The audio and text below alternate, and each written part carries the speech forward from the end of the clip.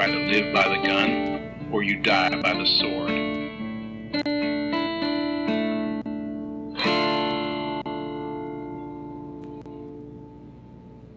Welcome to The Good, the Bad, and the Weird. I'm Nico. And I'm Chris. And we are at that glorious time of year. Time for twinkly lights, presents under the trees, sparkly globes, and Hallmark movies. Which, to that, in the words of the esteemed The Casualties, to you, Chris, I say, fuck you, fuck you, fuck you, fuck you, fuck you, fuck you. Yes, this was unfortunately my idea, which is hilarious because neither of us like this movie genre. No, we don't, and I went whole hog into it, and I watched a good chunk of these. And I am familiar, as there are many people in my house who this is kind of their jam. This is their favorite style of Christmas movie. Yeah, my mom's best friend loves these movies. He's one of those guys where, like, Christmas will be like, he has a countdown to Christmas. Yeah. The person who, like, can't wait for Thanksgiving to be over so that they can just start Christmas. Before that. Yeah.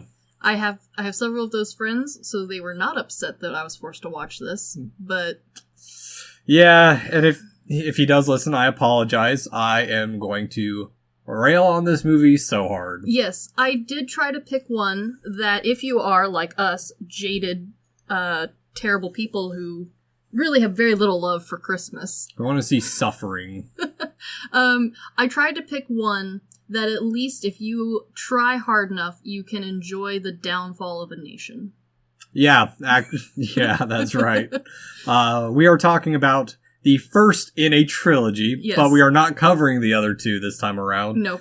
We are doing The Christmas Prince. Which, while not technically a Hallmark film, was specifically made to be a Hallmark film knockoff available on Netflix. Which I have learned there is a large number of these movies, more than I was wanting to even talk about. If you thought the bar was low for animated sequels to be made, the sequel bar for Hallmark-style Christmas movies is even lower. To be fair, the entry level for those animated movies is pretty high. The entry level for any of these movies is really, really low. The bar's on the ground. Yeah. So much so that there is a running joke about you can, like, ad-lib style make your own Hallmark Christmas movie. And that is exactly what this movie is. And a separate part of why I picked this movie is all three of them came out fairly close together and fairly recently. Yeah. They're still available on Netflix. You can watch them, have fun. And the amazing response that people had to this movie was exactly what I felt watching this movie. A full 50 divide of, wow, that was garbage. I will be watching all of them. That is exactly what I went into. And then some, because I think I watched like maybe 8 or 9 of these style movies. It is good to have some background to know what level of garbage you are in. Yeah. Because there are worse and there are better. And this is right in that middle spot. It is just on the cusp of being like, well, it is stupid. It is dumb. It is cheesy dumb. It's on that cusp of being like, okay, this is somewhat enjoyable. It's really close to, like, truly being a fairly good Christmas movie. Yeah.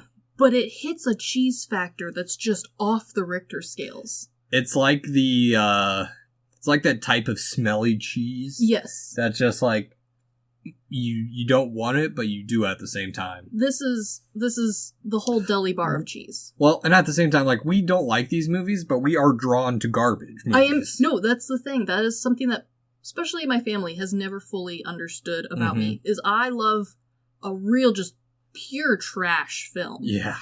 But I will fight you tooth and nail to not watch Hallmark. Yeah. Which makes no sense because all of my favorite TV is just Hallmark-styled garbage, but with a fantasy element thrown in, which is just Christmas Hallmark.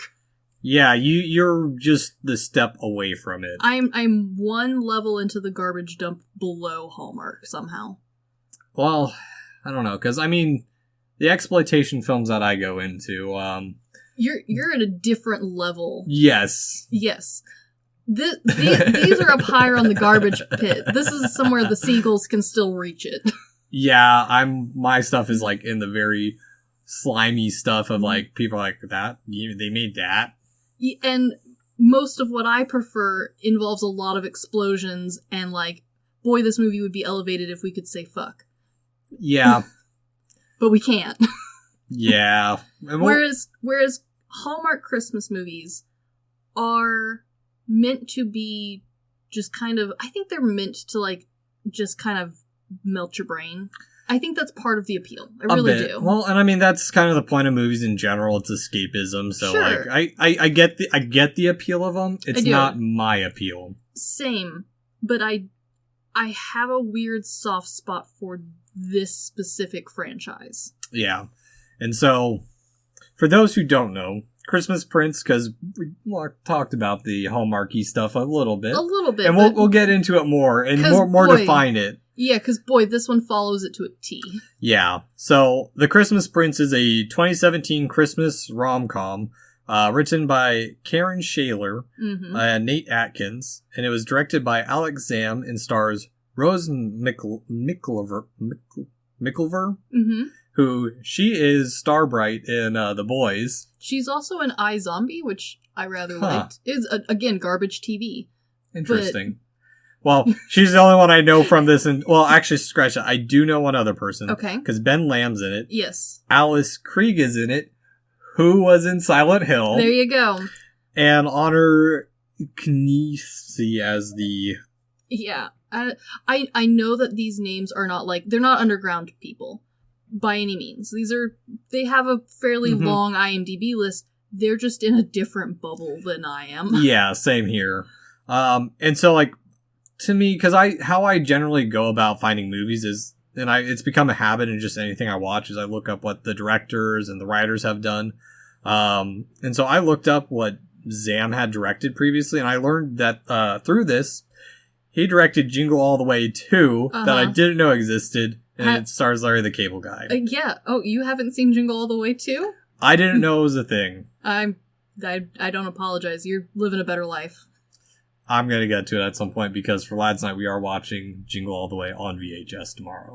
Okay, then yeah. If you're going to go ahead and watch the first one, might as well just throw in the second. At some point. Yeah, just for good measure. In regards to the writers, Shaler seemed just to do a bunch of other Christmas stuff that I'm not familiar with at all. Like, I didn't find any of her movies elsewhere, but Atkins... I am actually somewhat familiar with Atkins' work as he did all 3 Christmas Prince movies. Of course. And on top of that, he did The Abomination Estarco and is slated as one of the writers for the Pumpkinhead remake. Ooh, Pumpkinhead. Yeah. So more of my realm of garbage. Yeah. And there is like a weird, very small crossover between like Hallmarky Christmas movies and horror movies. Yeah. There's several actors or actresses who have dipped their toes into both bubbles. Yeah. But nobody's like hard, like into just the one, it seems like. It seems like this is like might as well sort of genre. Yeah, it's like, it's dipping my toe, it's starting something, it's a screenplay. Yeah, I get my Christmas juices out. There we go. Gotta make my money a little bit. Gotta get that bonus. And so, before we dive into the garbage that is the Christmas Prince, what are we drinking today, Chris? Boy, do you need a drink for this one. We have champagne. Champagne. Yes, so classy. So classy. Cheers. Cheers. You know, for individually tiny bottles, not the worst. No, it's not. There was only like this or another one, or buying a giant bottle, and I promised to Eve for being on his stream today that I would not drink too much beforehand. So fair. Also check out Sugi Logic. He is a great streamer and a great friend. So yes. We're going to talk about horror movies. I'm going from one garbage to another garbage. A different style. Yes. So, A Christmas Prince. All right.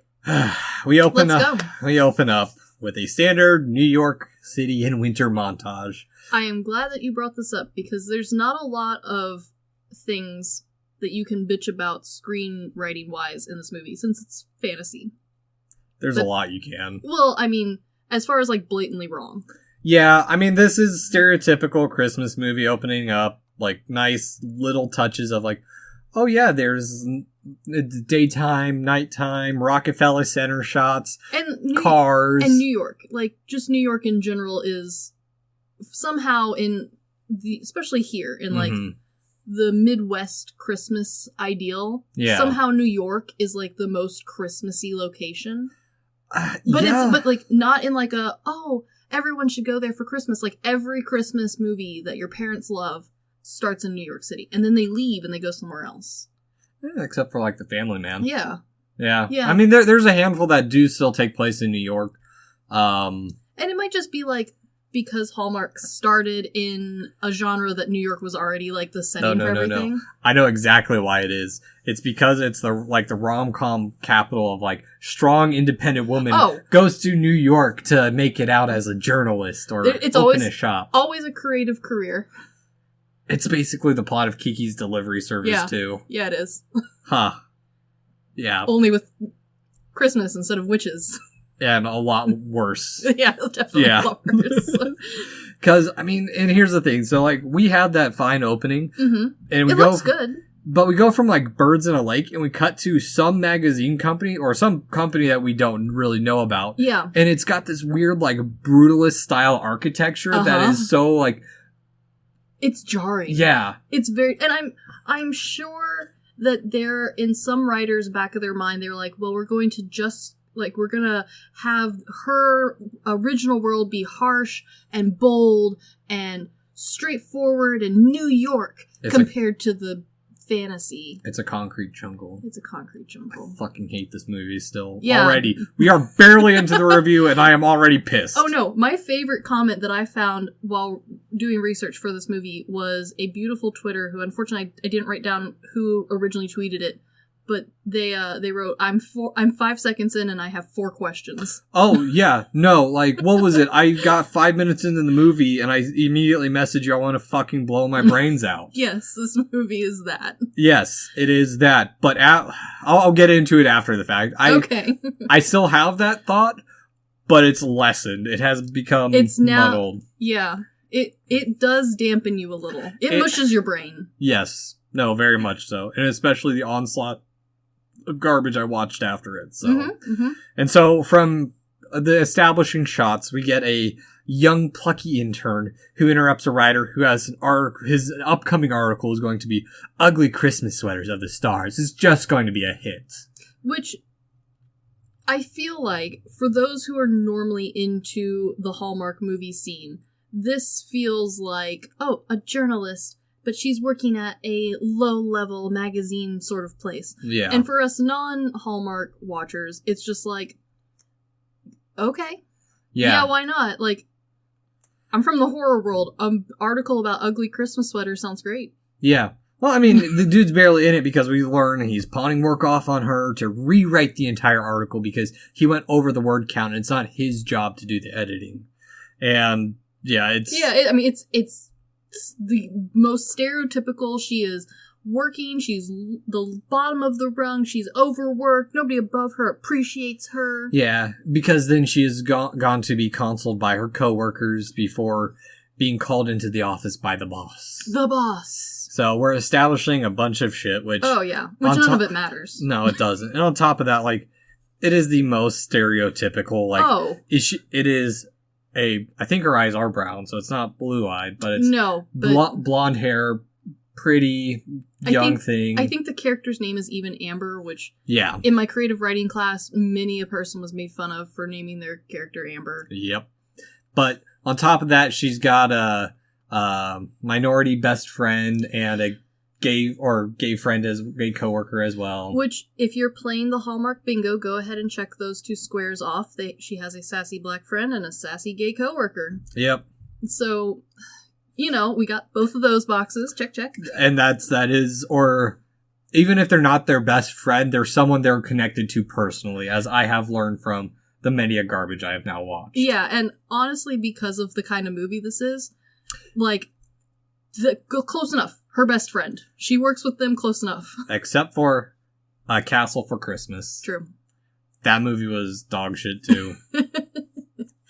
I am very angry right now if people can't tell. It's okay. I should have warned you more strongly about the deep, deep hole of Christmas Prince style movies. Yeah.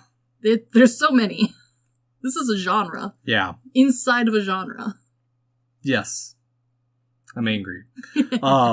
Anywho, after she's called into her boss's office, she is given an assignment to go to Aldovia to cover the potential abdication of its playboy prince.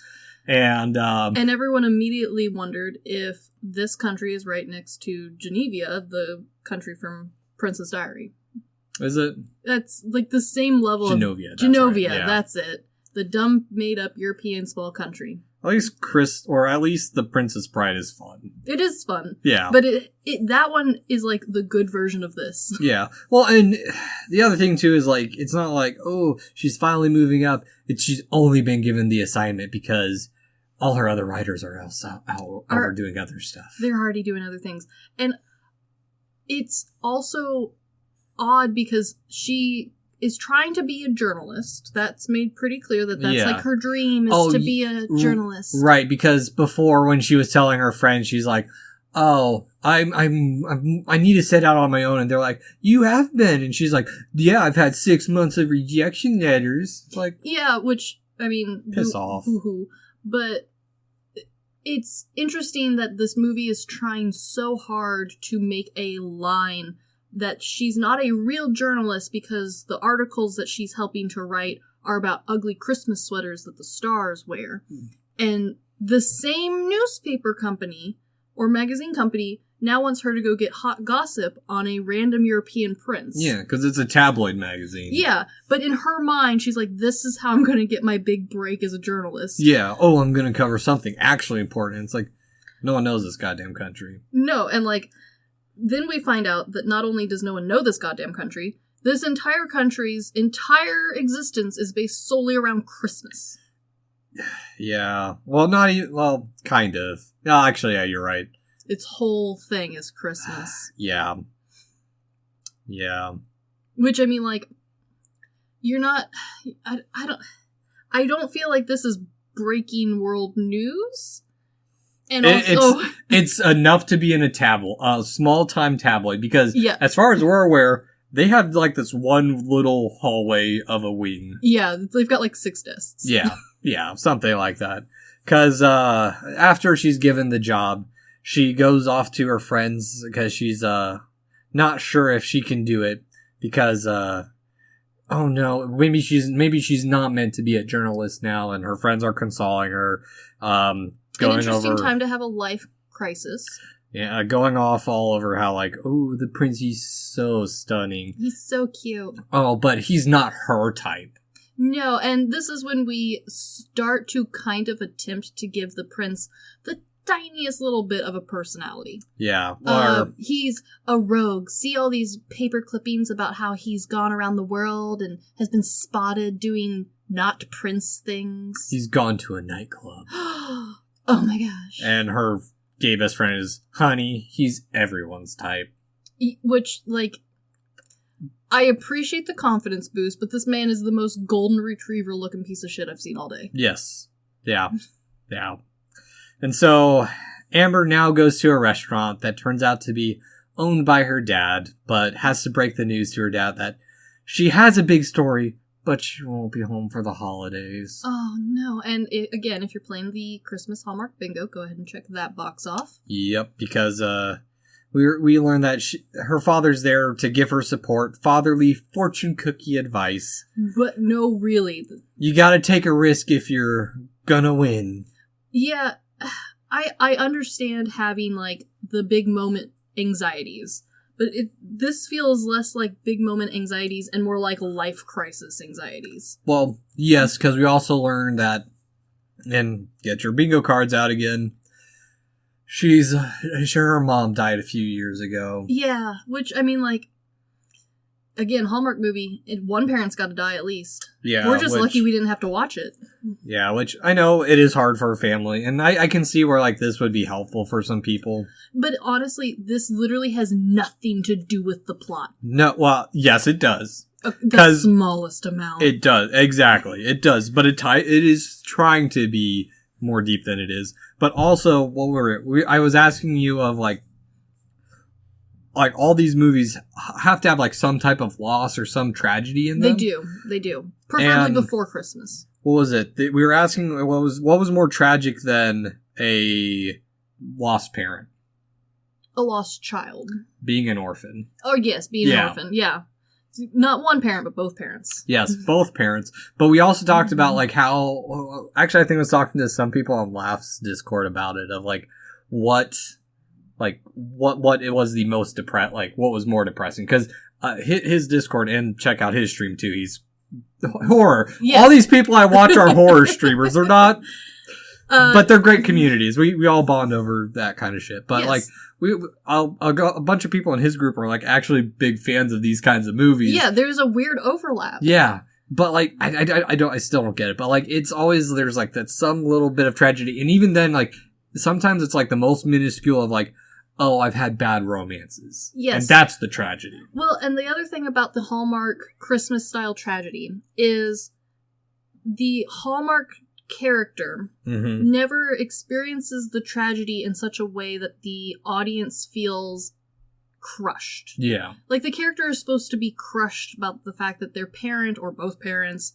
or love life or whatever it is that the Hallmark has decided to pick. It's not fucking Come and See where your entire village is burned and killed by the Germans. No, and it's kind of a weird line that there's like this invisible rule with these sorts, especially the Christmas movies, where it needs to be sad, but it cannot be too sad because we don't want to later on have the audience reminded that like this woman just lost all of her family in a terrible car accident that we watched together and it's recent and she really is trying to escape her life right now. Hence why orphans are too far. That's what it was. I was asking Laugh's group if what's more tragic, losing a parent or being an orphan and not knowing parents. And it's always the parent. It's the parent because that's something a lot of people experience in their lifetime. Yeah.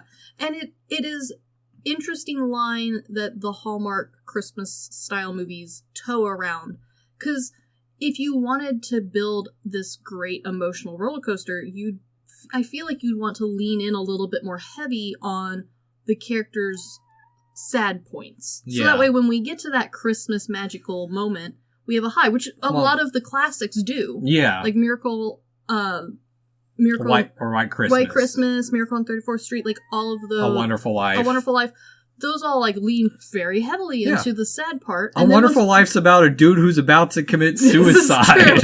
Yeah, and again, like you go on that roller coaster with him, whereas the fluffy movies, we acknowledge that there is, but not necessarily so that you feel an emotion. It's so that the character is relatable later on. My fluffy movies at least have tits. This one has no tits. It's very disappointing. Yes, it is. It is very disappointing. There's also not even, like, good butt in this movie. No. There's not a lot. I mean, unless you're really into Golden Retriever boyfriends, there's not a lot to look at. And I will say, of the movies I've watched, this one has the least amount of eye candy comparatively. It does. This is by far the safest to look at in a group family setting. Yeah. Yeah, exactly. But from this, Amber decides to fly to Aldovia, and her taxi is taken by a bummy-looking dude in shades who is definitely not the prince or someone we should be expecting to see down the line. Oh, never. No. Yeah, no, this movie's that level corny. It makes me think of that part in the overreaction of JoJo's Bizarre Adventure. Oh no! Oh no! It was me all along. Nani? It's very much that. Yeah, it's weird because this one sets that up in like a Christmas magic sort of like framing, but it never like reveals itself into that like, oh, it was Santa all along. It tries being tying into like that plane, trains, and automobile vibe. Which I finally watched that last year and it's so good. It's so good. Oh, it's so good. So good. There are so many better Christmas movies out here than this fucking garbage. You're not wrong. And so from her tragedy of having to miss Christmas taxi taken and all this, we transition to beautiful over the head shots of mountain towns and snow covered mountains, which these shots are the most interesting shots of the movie. That and the actual real-life castle that we're about to see. Yeah, because it did make me miss Germany quite a bit. Yeah, a lot of this was shot in Romania. So Yes. the castle's real. I'm about to get into that a bit so too. like it's beautiful. Yeah. It is a beautifully shot. It is old school. It is old world Europe. It is, minus the like any part discomforting. Like Yeah. it is the fairy tale Europe of everyone's dreams. Yeah, it's that just made me think. Actually, is In Bruges a Christmas movie? I think In Bruges is a Christmas movie. Be. Oh yeah, because he sends him to a fairy tale. He sends him to Bruges, the fairy tale town. So he has one night before he fucking offs him. Yes. Yes. I think In Bruges is a Christmas movie. That might be my favorite Christmas movie now. Oh yes. But anywho. On the way to the conference, Amber is discouraged by a veteran. He's like new to the circuit, and she's like, "Oh yeah, this is actually my very first reporting ever." And he's like, "Well, gotta find a new job." Which, for a man who is reporting on a fairy tale European country, seems very jaded. Yeah, well, to be honest, like, I mean, we did the same shit in college. Oh like, yeah, for sure. Well, in the attic we had our studio, and like they'd give tours, and we'd have written in the corner of the whiteboard, like, as you go, get out while you can. Yeah. Oh yeah, we did the same thing. It is not for the faint of heart. No. Yeah. And like, I get that journaling's not for everyone, but again, she's reporting on the coronation of a prince in a European Christmas village. Yes, because we finally get to see the castle, and it's very Disney-like. It's not very. It doesn't, but it still doesn't have like that very like classic Disney feel. It's just. And I know why. Why is that? So the Disney feel is ever so slightly more French in styling. Whereas this one, because it is shot at a real castle in Romania, has more... it's less symmetrically perfect. Yeah. Than the Disney's ideal castles. It always comes down to the damn French. Yeah, I mean, they have a lot to offer. Yeah. Yeah. But, so what I was going to go into is, the castle, like you said, is filmed in Romania. Mm-hmm. The castle's exterior is a neo-Renaissance castle, Pelez Castle. Mm-hmm. And the other filming locations include, Bragadiru Palace. I speak none of this language, I'm sorry. Quattrocenti National Museum, or Centi, I don't know, I don't speak Romanian. Should have asked Brian's coworker. We should have, but alas. Sorry, Shelby. And Caradalvia Medicine and Pharmacy University in Bucharest. And honestly, like, if you are an architecture nerd, the shots are beautiful. The backgrounds are gorgeous. The building is very gorgeous. The shots are they're average. They are very zoomed in on the people, and I'd like to see the room in the back. Yeah.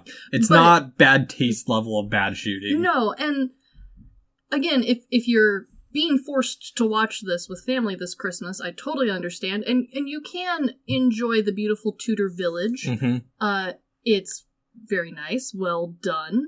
The castle in the background looks great. You can read up all about it. It's very interesting. Oh, yeah. None of that pertains to the movie, unfortunately. But it does pertain. The castle, or Pelez Castle, is also the castle that A Princess for Christmas was filmed, which was one of the ones I actually watched. There you go. And it had the best eye candy. Oh, yeah. Yeah. No, I completely agree. That one definitely feels like you finished all the Christmas Princes movie? Well, have you tried... A Princess for Christmas? Yeah. I think there's even 2 or 3 of those. There's multiple movies named almost the exact same thing. And if you want to really confuse yourself, there are multiple Christmas Prince-esque movies all named almost the exact same thing, and several of them star the same people.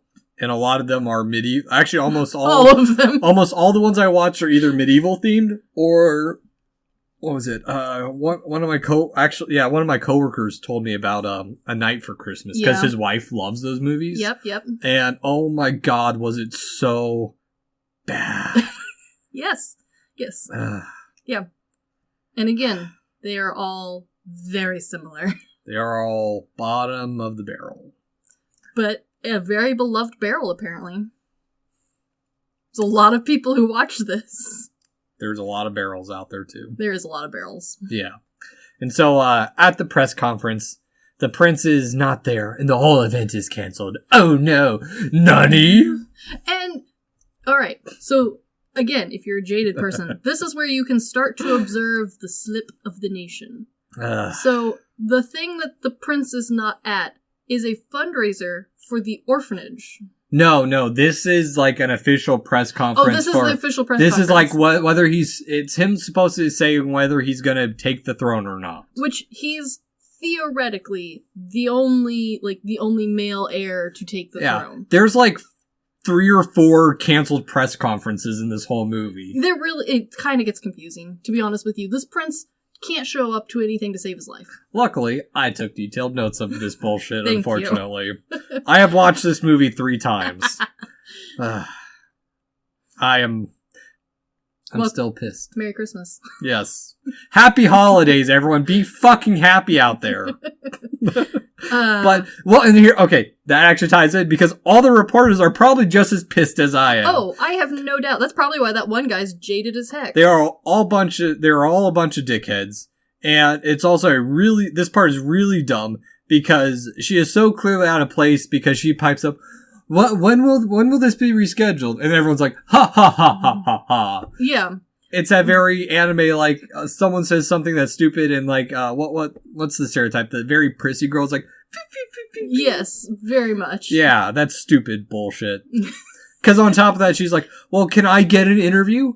No, Listen here, honey. This is your first assignment. I mean, good on her for trying to be a go-getter and ask questions, because isn't that what they always tell you when you get a new job is like, don't be afraid to ask questions, do your best. Oh, I know, I'm obnoxious. But at the same time, like, someone clearly didn't, like, fully brief her on this. Yeah. Or she didn't do her own research. I don't know how journalism works. Oh, not at I all. assume she needed to do her own like research on the prince before she goes to watch this, or interview him. Yeah, because we are kind of given a rough timeline because they're like, we need you to fly home. We need you to fly there today or tomorrow. Which, like, granted, I understand short time frame, but she spends a lot of time bitching to friends and family about this quote unquote promotion. Yeah.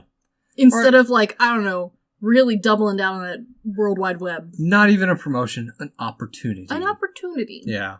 And there is a little bit of world building that we get. One of the reporters blurting out, King Richard wouldn't have done this. Because what is a better name for a dead king than Richard? Every time I hear that name, I think of one thing. One of my closest friends and Beethoven. Yes. But that's what Dad calls Uncle Richard. Is Beethoven Christmas too? I know there's a Christmas Beethoven movie. It's been a long time. There's a Christmas Beethoven movie. I don't know if the original is Christmas. It's a present. Yeah. That's why I'm connecting it. My stupid brain is connecting presents and assuming because there's presents, it's a Christmas movie. Yes. So despite the setback, Amber is young and determined. She can't go home empty-handed on her first assignment. To be fair, she's got some juicy gossip right here. I mean, yeah, I feel like... Okay, and this isn't... Like, this movie came out recently, 2017. It's set in the current era. Oh. It's not even set in, like, the 80s. Here's something I caught on to this. And this is common through all of these. This is where I want to point out where the security is so damn lax. Oh, there is no security. It is a trope in all these Christmas movies. She just walks in. Well, they treat all these, like, Eastern European countries as second worldly, where, like, they don't have technology, they don't have modern security, but at the same time, we know that all this stuff would be filled with cameras, but at the same time, like, she's able to have conference calls, they're able to do all this stuff, but they can't keep this building safe, or see, oh, this person snuck in. Oh, she was at the press conference. There's not even, like, a notebook with people who are supposed to, like, they don't even have the name of the tutor written down that they're expecting. There aren't even cats in tuxedos watching. No! Where are the tuxedo cats? And the other thing that really just got my goat is, again, this movie is set in present day, and I fully comprehend that the internet is not readily available everywhere. However, this magical Christmas land seems to be fairly advanced, minus the fact that, like... Even the elves in the North Pole of Santa Claus 2 had more technology. Yes. Santa Claus 1, they had more technology than this. And we know that she has access because she later has a laptop. Yeah. So why did she not just, like, type all this out into a juicy little column and then email her boss and be like, hey, I'm going to stay for a few more days because this is turning out to be something big? Well, because she's making a rash decision here. She didn't leave with the press. She sneaks in some back entranceway. I can't even remember if it's like catering or like... She just like waltzes in. Yeah. She just waltzes in. So again, if you're playing the Hallmark bingo, go ahead and check that box off. To be fair, if I've learned anything from last podcast on the left, lanyards have power. No, I fully agree. This woman does have a lanyard. It says press real fucking big on it. The other thing, if you act like you're supposed to be there, it works. But does she act like she's supposed to be there? No. Kind of. No. Vaguely. She takes a picture of the armor like a tourist. Yeah. Actually, yeah, you're right. Which, this woman has no business being here. to be fair, I have used pretend like you have to, or pretend like you're supposed to be there. We, when we were in, Miami for spring break, we, went into some of the fancier hotels, because of course we couldn't afford it, but we're architecture students. You want to look at them. And, we snuck in, and we're hanging around the pool and stuff, and a guy's like, hey, you know it's after hours, and we're like, it's okay, we're architecture students. We're just admiring the buildings and yes, stuff. I have done the exact same thing. Worked. Dude was like, oh, well, I mean, as long as you're not causing trouble. Did you get a tour? Because I've gotten a tour. We almost. It wasn't really the security guy. It was like one of the, like... I had the full-on manager ask if I want a tour of the building. Actually, I have had one of those. When we were at the Luxor in Vegas, my friend Brittany and I, also another great streamer, Britt Attacks, check her stuff out. Fantastic. She's getting back into streaming, and I'm glad she is. Very good Christmassy stuff too. But we were just walking around, and we were trying to get as high up as we could. Because that's what you do when you're an architect student. Well, not just that, but like she's a Chris Angel fan. Oh yeah. And the guy's like, hey, let's walk. He's like, you guys aren't supposed to be on this floor. I'm like, oh, sorry, we just came up with someone. And they're like, well, I won't tell anyone. Just if you're here in 2 minutes, I'll have to call someone. Yeah. Which that was a fun time. Good time. Got to see some stuff. Actually, really cool inclinators. By the way, to explain, an inclinator is an elevator on an angle, which is fancy. It is very fancy. It's very fancy. Yeah. Yeah. Fun times. Yeah. It works. Yeah. Just don't do it in shit like this. No. I've been given freehold tours around Italy because I told them I was an architecture student. Yeah. And like, that is not a reason to give someone a tour. It is exactly why you give someone a tour. I mean, it was very sweet and kind of them, and I am not upset at all. And like, I really appreciated the tour. Like, I fully enjoyed seeing a back bathroom of a building. Mm-hmm. But at the same time, like, that is not reason to lower your security. Well, and that's always the great thing, because that every time I go out with anyone architecture related and go to a restaurant or anything, we always check out the bathroom at some point. Because that's how you know when someone's put money into a place is if they put money into the bathroom. Specifically the stalls. Like the stall partitions. If those are nice, you know you're safe. Yeah. You know you're in a good place. Exactly. The weird shit you pick up. Yes. The amount of time we just spend looking at a ceiling is really uncomfortable. Actually, when I was playing Dead by Daylight, one of the last times with Laugh, we got the new map. And I'm going around, I'm like, oh, there's a bird nest in the middle of this building. Like, giant bird nest. And he's like, huh. Yeah, no one looks up. Even in video games, no one looks up. Unless you're an architect. Exactly. Yeah, this woman, however, is not an architect. She is clearly a tourist, and she is mistaken for the new tutor for the princess. Yeah, well, also, she's in a fancy, nice hall. And I want to talk about this real quick, because it is a nice hall. There are so many random statues and suits of armor. This movie and all these movies are very much like how it's that very romanticized idea of how old rich Europe must live kind of feel. It's like, of 100%. course. They've got armor. They've got, it's like when you think of like the Versailles Palace. Yes, it very much is like, oh, this random place, of course, is dripping in expensive real artifacts, even though it is fully functional living place. Yeah. Well, and on top of that, like, I will say there are parts of, like, Eastern Europe we stopped in where it very felt trapped in the 80s. Yes, and, like, there are definitely places that have a living plus museum accommodation. But this is not one of them. No, and on top of that... This is the active royal palace. Yeah, and this is also supposed to be, like, these people are supposed to be communicating and in touch with, like, the bigger UN part of the world. Yeah, this is them trying to branch out and, like, not just be some little town and country stuck in the mountains. Yeah. Like, they're trying to be a world power to an extent, and... I need more proof. Argue against them trying to be a world power. They are just trying to even figure their shit out. Agreed, but the movie portrays them as like, oh, look how well they're doing, even though they're not. They're not doing well at all. A country based solely on Christmas, we find out later, does not do well.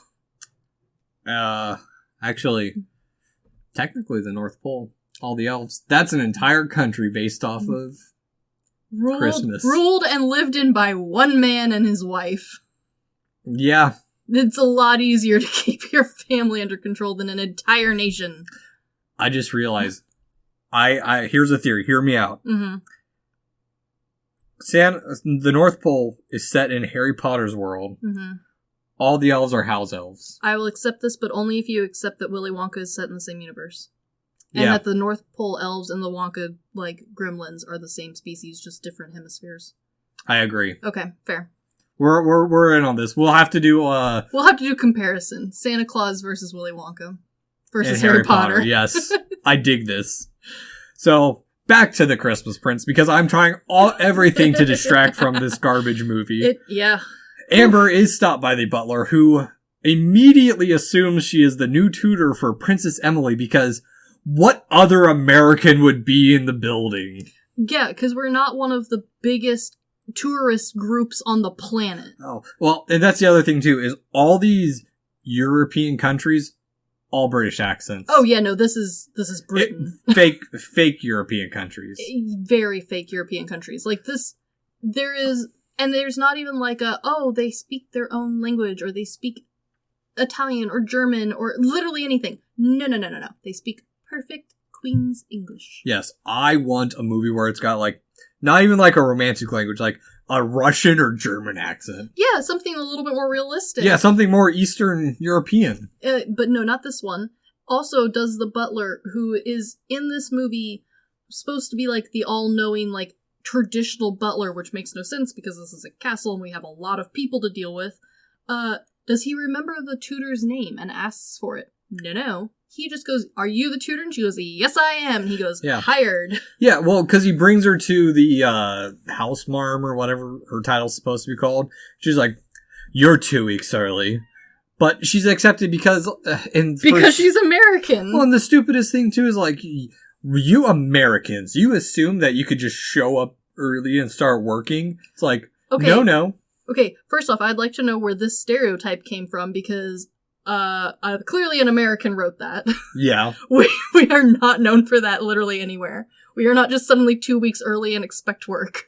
Yeah, no. That's not a thing. I'm actually dealing with the site that's what happened, is the contractor went and pulled a permit or tried pulling a permit that's not there. Yeah, I don't know. The entire her getting there would make more sense to me if it was written with, like, extra, like, Christmas magic, air quotes around Christmas magic, where, like, there's some sparkles, there's some stupid fairy dust, there's some Santa magic bullshit going on. There's not, though. There's just pure human stupidity. I would accept Twilight glittery bullshit at this point. I would too. It would make more sense, because then I'd be like, oh, well, clearly the spirit of Christmas wants her to be here. But no, pure, dumb people are the reason this woman is hired to be the tutor. That's all these movies, though. Okay. And dumb luck. A lot of dumb luck. Most of these movies don't actually have, like, Christmas magic to them. It's all just rom-coms in a Christmas setting. And I would kill for just a tiny little sprinkle of Christmas magic. Other than the dumb luck style. You are in luck, Chris. Yes. Santa Claus 2 and 3. I know, don't. Oh, God. I hate the Santa Claus franchise so much. I know you do. But it's exactly what you're looking for. No, it is. Yes, you're You absolutely just hate correct. Tim Allen. I do. I hate Tim Allen You so only much. hate Tim Allen. I do. Literally, if anyone else was playing that, I think I'd probably love that movie. Yes, exactly. Yeah. No, I completely agree. Yeah. And so and on top of that, she's accepted because the Queen mentioned that Emily needs to be occupied through the holidays. Which is just like fancy rich code word for like, please babysit our child because we can't handle her. Yeah. Because from here we have some of like the most awkward like setting up of like trying to establish she's a fish out of water because like they're giving the royal rules. You can't shake hands, but you must curtsy. And like, oh, you must have read all of our customs. And she's like, no, our agency must have not sent it to me. And it's like, bitch, you got a smartphone. You got a smartphone. You got to Google this shit. Who? Oh. She's got a laptop. Yeah. She has a laptop. And this palace totally has Wi-Fi. The child that she's about to meet uses the Wi-Fi to hack people. She could Google this shit. I hate this movie. I do too. And she does Google shit later. She does, but not very well. Yeah. She's a bad Googler. Because from here we enter the office of some kind, or a library, I don't know. A room. And she's surprised to see that the selfish jerk, that's what she called him, selfish jerk, bum from earlier, is actually the prince. Naughty! No one possibly could have known. Except everyone. Everyone knew. Yeah. Because she's very awkwardly introduced. She curtsies. Very... What even is like a regular curtsy? That's the curtsy I know. Hers is stupidly exaggerated. Not like, oh, tee-hee, curtsy, but like, it's too much. It's too is it much like curtsy. when like Americans go, or like the high school version of like Japan, like, oh, you bow, but like you bow all the way to your knees? Yes. Yeah. It's exactly like that. I don't know. No, that is a perfect analogy. Yeah. I'm not a proper person. It's okay, I am, and boy, this movie just doesn't bother. Right, didn't you take, like, classes on that shit? You taught classes on it. I took them so long, I then taught the classes on this shit. Yeah. Do I use those lessons? No, sorry, Mom. I purposefully don't. In fact, I purposely set up the dinner table wrong to annoy her. My mother has commented on us, swearing a bit too much. I am a sailor, and I apologize for nothing. Same here. I'm sorry. Same here. Because from this argument, we, during the greeting, Emily enters, who is crippled and, or disabled. I don't know what's the right term. She has spina bifida. We learned that later. Because when we learn, oh, poor her, she's only allowed to study and go to the loo. Which, like... Boo-hoo, she's a princess. Poor Princess Tiny Tim. Yeah, and not to insult disabled people. No. This is a stupid fucking part of the movie because she is also a brat. She's total brat. And, like, it is weirdly a thing that she's disabled. Mm-hmm. Like, there's almost two extremes here. Like, for a Hallmark movie, I would almost give it a little bit more leeway if part of Emily's jaded character is because she's disabled and she doesn't feel like she's had a normal childhood. No. But it's not. That's not how Emily feels. On the other hand, why is she disabled at all as a writing trope? Yeah. Like, other than the Tiny Tim cripple aspect. No, that's exactly it. That is literally it. That's the whole... and even Tiny Tim at least was like a motivation, which is still a dumb reason to have a crippled person. Tiny Tim is a child of an obviously Irish dad. Or not Irish, Catholic dad. Yes. Who, close, they're similar. It depends on which part of Ireland. Yeah. Well, to the point where, like, Tiny Tim is supposed to be, you're supposed to feel sorry for, because he's a disabled person in Victoria, England, who is, his dad's a bank teller, but his dad has too many kids that he can't care for. And we canonically know that Tiny Tim is going to die. Yeah. And I know they're like, oh, but he, like, changed his mind. No. We know Tiny Tim is gonna die. That's the fate of most people in that era, is you don't live past 5. Yeah. Tiny Tim, you're pushing it. Tiny Tim was really pushing it. But, like... I'm sorry, people who love Christmas movies. I do, too. But here's the thing. Tiny Tim gets a little bit of a pass because not only is he set in old-timey times, and he's meant as a, like, specific heart-wrenching trope, and a plot point to an extent, he's also written by an old-timey man who didn't fucking know better. Yeah. This movie was written and set out in 2017. We do not need to just, like, randomly have, for no goddamn reason, this poor disabled girl with just enough of it being like, oh, but look how sad she is. Like, she can either be herself or have it be a plot point. Don't weirdly try and, like, justify yourself. There is a plot point, and it's not a good one. It's not a good one! None of the plot points in this movie are good. No! And, like, again, I think representation is incredibly important, but Emily's makes no sense. None. And it does. It is a shoo-in. It is a shoo-in, which makes me even more angry, because if she was just disabled and it was like, oh, you know, like, this is just who Emily is, no big deal, don't worry about it, I'd be fine. I wouldn't care.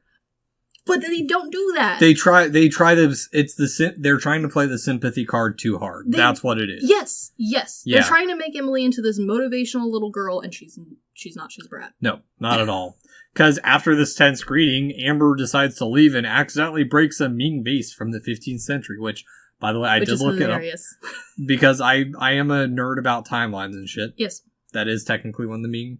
I'm glad they at least got that part right. They tried. They did. And this was also me trying to find something to talk about. I understand. Because there are so many random busts and statues and just There's a lot of goddamn art in the background of the actual living quarters of this family. It feels like an Animal Crossing house. It does. And, like, I could understand in, like, the tourist part there being that sort of stuff. But this is where Emily lives. Surely Emily doesn't want to look at a Ming vase all day. Yeah, and who puts it on a pedestal like that? Surely you'd put some glass around it at least, right? I don't know. I don't have a Ming vase. I can't be trusted with that shit. No, I can't either. I broke my first plate today. I'm sad too. I'm pissed and sad. I purposely bought plates that couldn't be broken. I know you did. Yeah. After this, we now cut to another exterior shot. Which is beautiful. The castle is magically dolled up for Christmas. The whole town is magically dolled up for Christmas. Not yet. We only have seen the castle. That's true. We have yet to even go to the town. The poor people.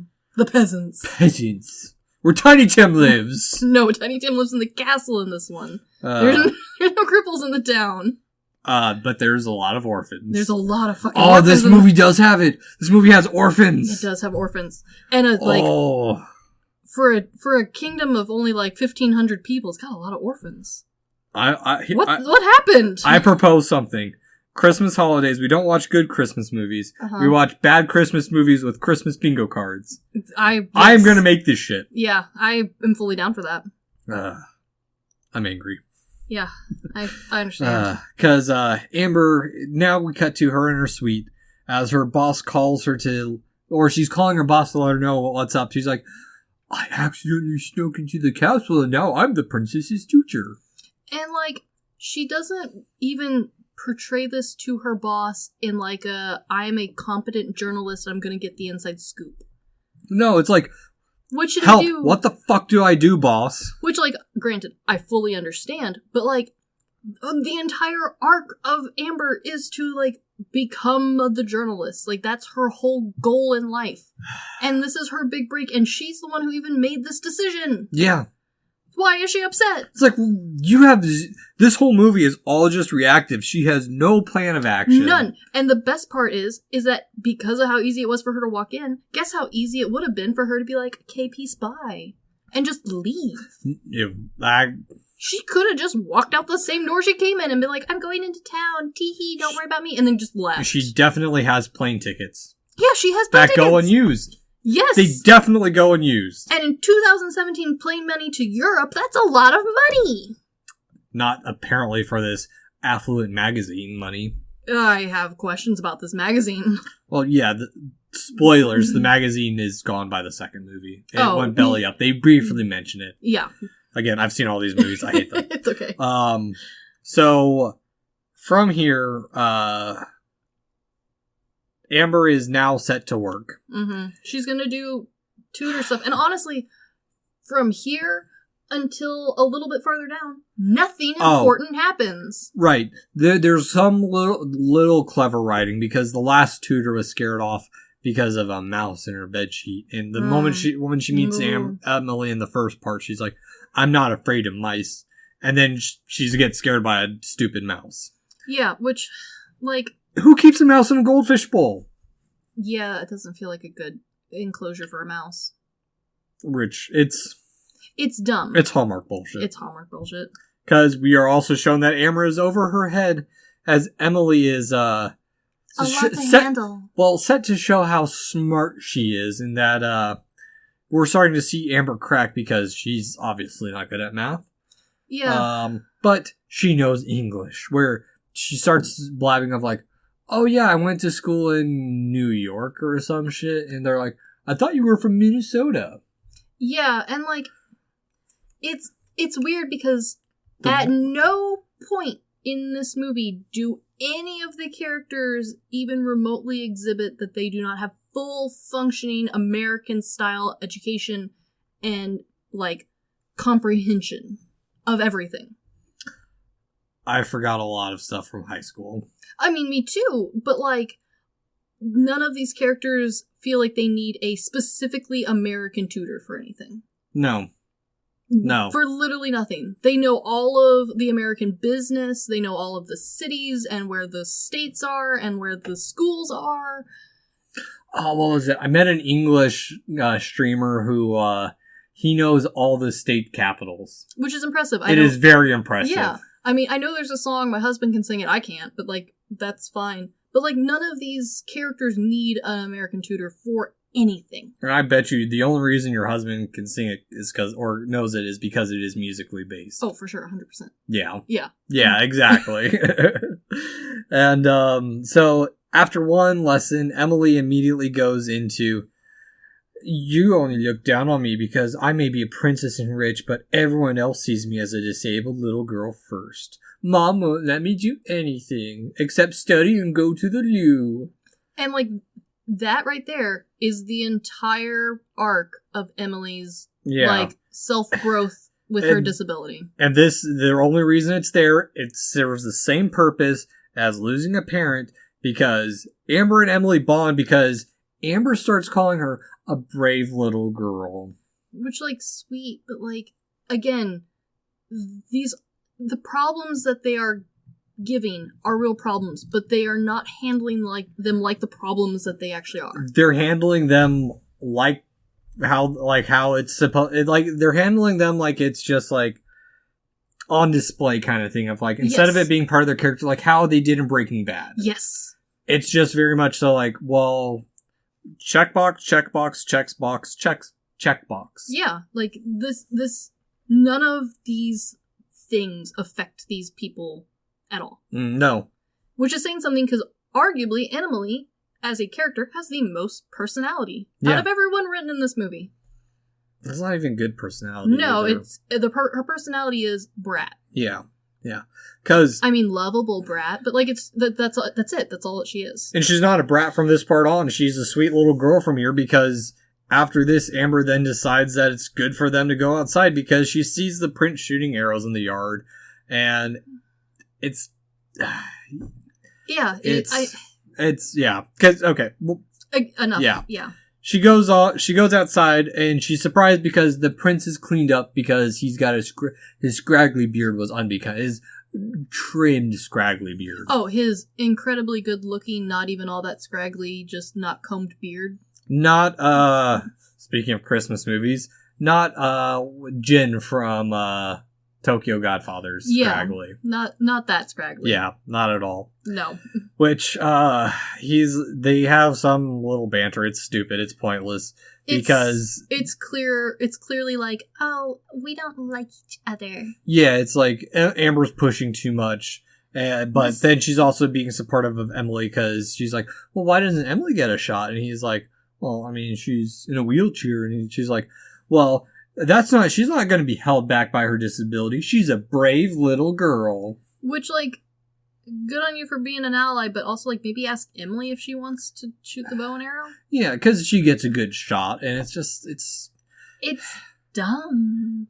I will add a little bit of interest here because I was sitting here. I'm like, how backwoods is this country? Is this Alabama backwoods? Is this the Alabama of Europe? Because they don't know what a high five is. Oh, I feel like a lot of people know what a high five is. Mm-hmm. I feel like that's a pretty standard universal thing. But I did find something interesting out of this because I did a little googly. Uh-huh. The high five actually originated in the 60s and 70s, so it is a little bit relatively newer. Uh-huh. It is a variation of the low five that originated in the African American communities in the 1920s as a symbol of solidarity and unity. I mean, that is a good fact. It does not excuse this nation. It doesn't explain anything. It's just me trying to find some little tidbit of historical or something interesting to bring to this awful movie. For a movie that goes out of its way later to inform the audience that members of the royal family have studied in America, there is no goddamn reason why they wouldn't know what a high five is. Oh yeah, because they mentioned a prince went to like Yale or some stupid shit. One of the quote, which we haven't even talked about yet, the quote unquote bad guy of this movie. He has a economics or something degree from Yale or Harvard or something like that. We haven't gotten into him yet. Okay, that's why. Yeah. But yeah, like everyone in this family is educated in America by a Ivy League school. Yeah. They would know what a high five is, just like they'd know what a hot dog is. Yeah. Because, fuck. That doesn't really come up until really the second movie. Because then it is Amber's turn to shoot. She gets distracted. I don't remember what she gets distracted by. I don't know, a bird, probably. I don't know. Because she shoots through the window, which hits a painting of a centaur in the butt and perturbs the house marm. Which, I mean, because this is a Hallmark movie, is cute and hilarious. And she's lucky she didn't accidentally murder someone. Yeah. And from this bullshit, because they're like, oh, we gotta get out of here. Scooby-Dooby-Doo. Yeah, 100%. Yeah. And now it's a bonding experience between her and the prince. I don't even call it that. No, that's what it's written They're as. partners in crime at this point. Yeah, now she's got dirt on him. Yeah. Because now we cut to Amber consulting with her friends who apparently are working hella early because time zones are nothing in this movie. No, everyone's just awake all the time. Yeah. And this is the part where the comedy has been but it gets so bad from here because it's like the gay best friend is like, well, you could hire a tutor. Yeah, like, and also there's a stupid line, be one with the numbers. Fuck off. Yeah, and also like you have a Google machine. Google how to do the math homework. Yeah. There's a YouTube. It's 2017. There's a YouTube channel for that. Yeah. Also, her room has a shit ton of Rococo architecture in the doors and everything is super elaborate. It is beautiful. But again, that's kind of the only thing I'm watching for now. Yeah. No, exactly. Because from this, there's a knock on the door. She's got to go because she is now invited by Emily as a guest for the cocktail that's only meant, and as the house marm says, it's only meant for esteemed members of nobility in the family. Which, I mean, sure. Why not? This is also, if you really wanted to, there is someone at the writing table or the costuming department of this film took a lot of time and effort. Because there is a theme with the colors and how they progress through Amber and her journey through this movie. Her colors are bright and bold, and the people around her, when she finally impacts them beautifully, also start to wear those colors. And she's wearing black at this because she's not herself and she feels awkward. It's a whole thing. You could totally try and watch it for this, but this movie's so garbage. Even I didn't give a shit, partially because the dress she wears to the ball is from H&M and it's $5. I'm surprised you went that far into, like, the color idea. Like, even that was an inkling for you in this. I tried. I did too. I tried. It's there. The color theory is strongly and rootedly there. So kudos to whoever in the costuming department worked on this. And you clearly had a budget because none of these ball gowns, none of these suits are high end at all. So I don't know if that was on purpose and it's supposed to like be proving that this fake country doesn't really have the money that it supposedly does, Or, more likely, you had a very tight budget for your costuming, and H&M does make pretty dresses. I mean, to be fair, because it's shot in Romania, H&M Europe is a completely different thing than H&M US. I completely agree. However, that dress was for sale here for $5, not in Europe for $5. True.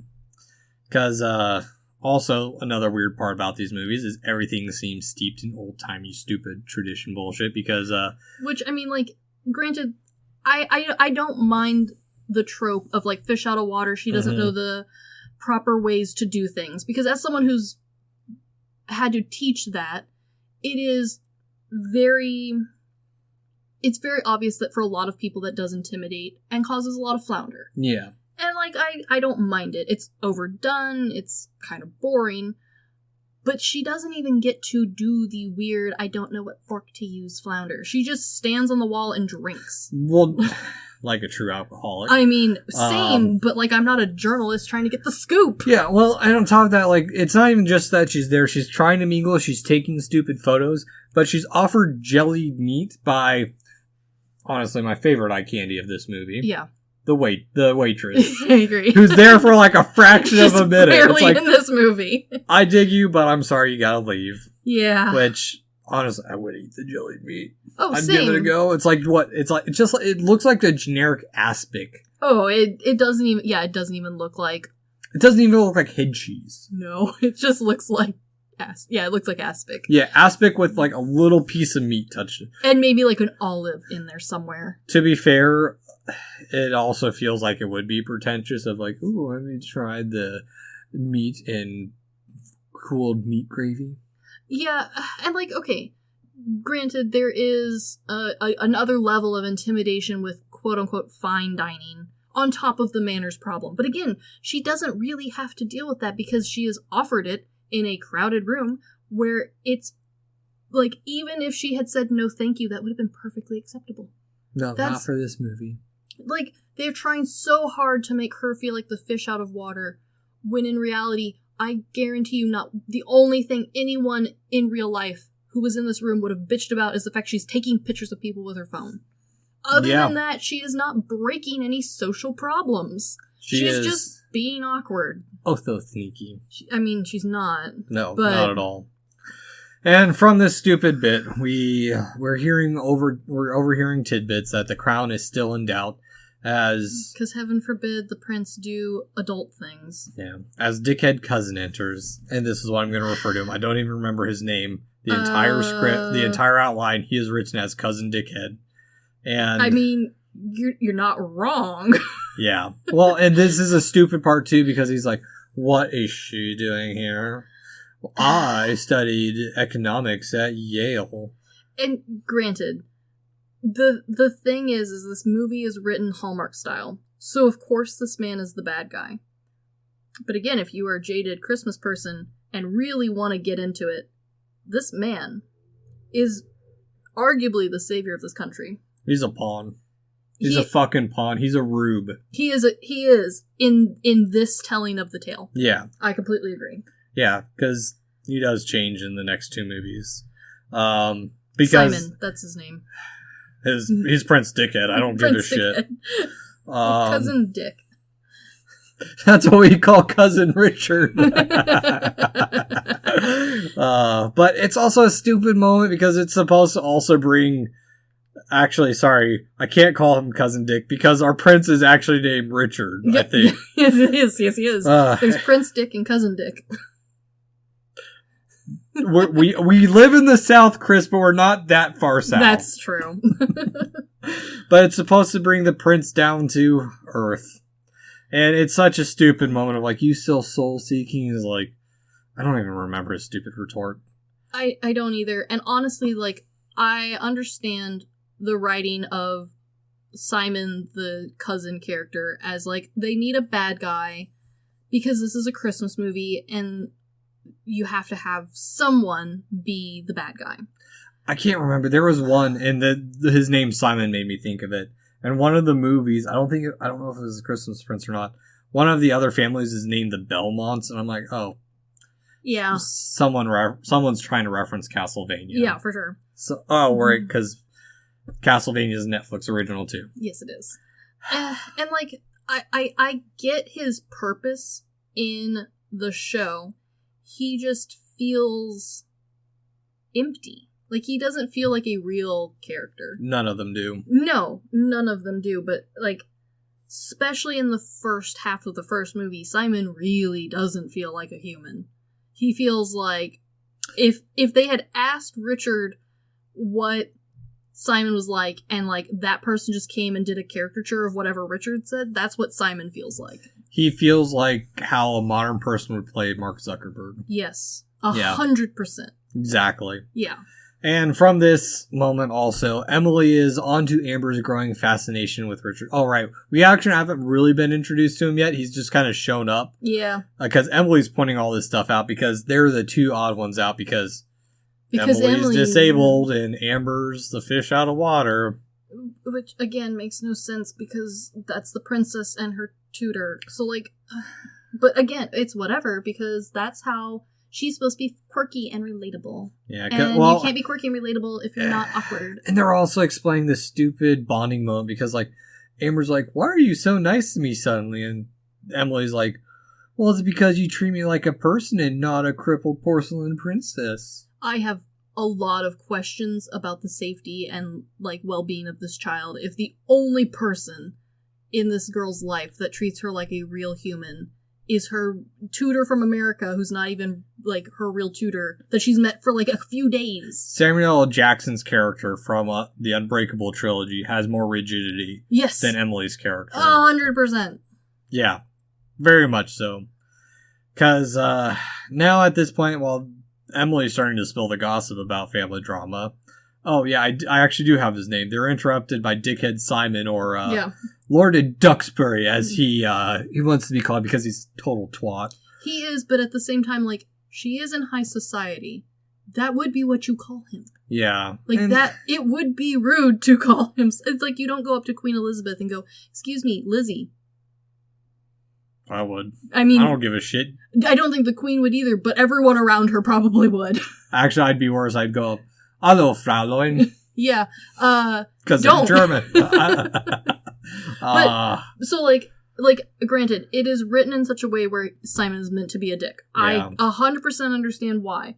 However, this is the dickhead moment that's supposed to bring Prince Richard down to, like, earthly level up. Yeah, this is the super. Because there's also, like, some dumb patriarchy joke of, like, of course he's the only one in line because it's so old fashioned. It has to be a male heir. That's so dumb. I know. Tell me about it. Yes, and that is, for a lot of people, that line, that little, like, interaction where Emily explains that, like, she can't become king or queen because she's not a male heir, makes no goddamn sense. No. And we will go into why more later. Okay. But just hold that line in the bottoms of your hearts, because never again is this issue brought up. Because otherwise you couldn't call the movie A Christmas Prince. No, you'd call it Happy Christmas Princess. Or, I don't know what else you'd Christmas call it. Cripple Queen. I don't know. Christmas Cripple Queen. Like, this movie could have been so much better. Christmas Cripple Queen. She would have been a wonderful ruler. Oh, it's gold. And so, after all this bullshit, that night, Amber is once again consulting her friends. Again, who are all awake at 2 a.m. Well, and no, because if it's nighttime. Oh, yeah. So it's daytime. But I think all the lights are off around them. Yeah. Because time zones don't exist in this movie. No, they don't. Because the story is just beginning. Her notes on her computer at this point make no goddamn sense. She hasn't written down any of the gossip she heard today. She's seeing a little bit of she's seeing that the prince isn't who the newspaper said he is. But he is. He's exactly who the newspaper said he is. No. You're just falling in love with him. No, not this one. This one's one of the few ones where it's not. To an extent. To an extent. Was he a lazy bum? Yes. Yes. Did he go to all of those brothels? Yes. They have Probably. photos. I mean, Photoshop's easy nowadays. This is 2017. Photoshop's even still easy. I mean, according to this world's own logic, she is falling for him, and, like, yes, he's not what the tabloids said he was, but at no point did the tabloids say he's rude or mean or a terrible human who's just worthy of the dirt only. Like, they're just like, he's lazy, he's on a self-discovery journey, he doesn't know what he wants in life, he's a typical early 20s person. It's the Shrek trope. He has layers. He's deeper than his hard tunicky shell. They say that. They verbally tell you that that's what's going on. I would like the proof. I would like to know exactly how he is not all of the things that were already said. Something more interesting than the movie, and why I called it a tunicky armor or tunicky shell, is onions are a tunic bulb. And that's what the paper is called around them. It's a tunic. Oh, that's cute. More interesting than this goddamn movie. Also, The Onion is the name of a really dumb newspaper article. Yes. That makes up fake news. Yes. That would have been a good tie-in, but they missed it. It would have been great if she worked for The Onion and then it gets published and no one believes her. That would have been amazing! Yes! We could have made this movie so much better. We could have made all these stupid movies better. I really could have. Because in the morning, Amber finds Richard playing First Noel, and she is a bit pushing, trying to get super close to him, as it's revealed that the reason he went off on his journey is because he's dealing with the loss of his father, and they both have lost parents, and that is the end of their bonding of her lost parents. And as everyone knows, if you've lost a parent, everyone else who has also lost a parent, you share a deep understanding and bond with that needs no further exploration to know that this is your one true love. Their whole relationship is based off, well, actually both of them are based off lies and dead parents. Yeah, a terrible relationship, which we do see later in the second and the third movie. But again, yeah, this movie is something. Yeah. Because from here we cut to a tree decoration ceremony where the family decorates the tree with handmade ornaments that somehow don't look like crap. King Richard did all his own. I mean, if you're a king, I'm sure you got a bunch of time to do stuff. I have a theory you have no time to do stuff. I have yet to see any of the royal family from England make any crafts. I have yet to see anyone in this family do anything besides prepare for Christmas. Yes. Again, this entire country is based solely around Christmas. Stupidly. Yes. But it's also, Amber reveals her family tradition of eating her mother's favorite dish. And hot dogs. I mean, cute. It's supposed to make it quirky and it's not. It's not. Because it's hot dogs. Yeah. I mean, it's... If she had said... If it was done right, it could have been quirky, but it's just like, she says it nonchalantly and everyone's like, okay, cool story. Yeah, like no one's sharing personal experiences or like asking Amber like, well, what does your family do around the holidays that makes you special? Like no one gives a shit. They do one. I think it's the Queen who asks her or some shit. Someone brings it up. Someone brings it up, but they bring it up in the sort of way where like the answer that they were looking for was, well, I also decorate Christmas tree, but we have ornaments like this. They're looking for, oh, you're just the same as us, but instead it's like, oh, actually no, they're not much different. She eats tubed jellied meats, and they eat fancy jellied meats. It's the same thing, only hers is on a bun instead of a cracker. It's technically a sandwich. Technically, it sits on a piece of bread. But it's held like a taco. Which, I can't remember. I actually looked this up. I actually looked up this like not that long ago. I have also looked this up before, and there is like a weird rule around bread and sandwiches because there's a lot of loopholes. Here's why it is. It's because the bread for a hot dog is more of a bun, whereas a taco is more of a wrap.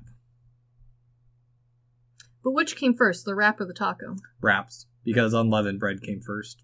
Did it, or would Mesopotamian people argue with you there? I would say a gyro is a Greek taco. And I would argue that a gyro was maybe made at the exact same time as a taco and that they're both existing simultaneously. Gyros are Greek tacos. And I'm going to get shit for that. I know I'm going to get shit for that. All right. On the other side, tacos are Mexican gyros. Yeah. That's probably more accurate. Yeah, I have a feeling that the tortilla's been around a very long time. I've pissed off someone in the culinary world, and I don't care. Yeah, I mean, honestly, like, how do you date some of this food? Like, it's bread. Everyone's eaten bread since the beginning of time. Yeast. Flat bread has always been around. Yeast is when you can start dating bread. The use of yeast. But flat wraps, you don't need yeast. Yeah, I know, exactly. Yeah, 11 bread. So everyone wins. Everyone gets the honor of having the first flat bread. Congrats. Sure. The first pre-tacos. Exactly. Yeah. So, from here, enough of our food rant. We have to go back to this. In the ceremony, or in the... What? It's not even a ceremony. It's... Tradition. Arrives the red bitch Sophia. Oh, yay. And that is her name throughout the rest of the outline is Red Bitch. Yeah. I don't care. No one does. She arrives to the surprise of Richard, who is, the Red Bitch is immediately suspicious of Amber. Because she's the only other woman in the room. Also, I call her Red Bitch because she's always wearing red in this movie. Yeah, again, there was a whole play on, like, power and confidence and the colors. But, like... Also warning. Yeah, again, someone in the costuming department did fantastic. Good job. The M. Night Shyamalan, her outfit of, if it's red, it's danger. There's a ghost. Ghosts. Yeah. Also... if only. I hate this moment, too, because she hangs her heart on the tree. It is so stupid. It's very stupid. Yeah. I hate this movie. I'm pissed. Yeah. Because from here we cut to Emily, where she reveals the secret that she knows Amber's not who she says she is. Oh, surprise. But she won't reveal her secret if she agrees that she'll tell the truth about her brotato. Yeah.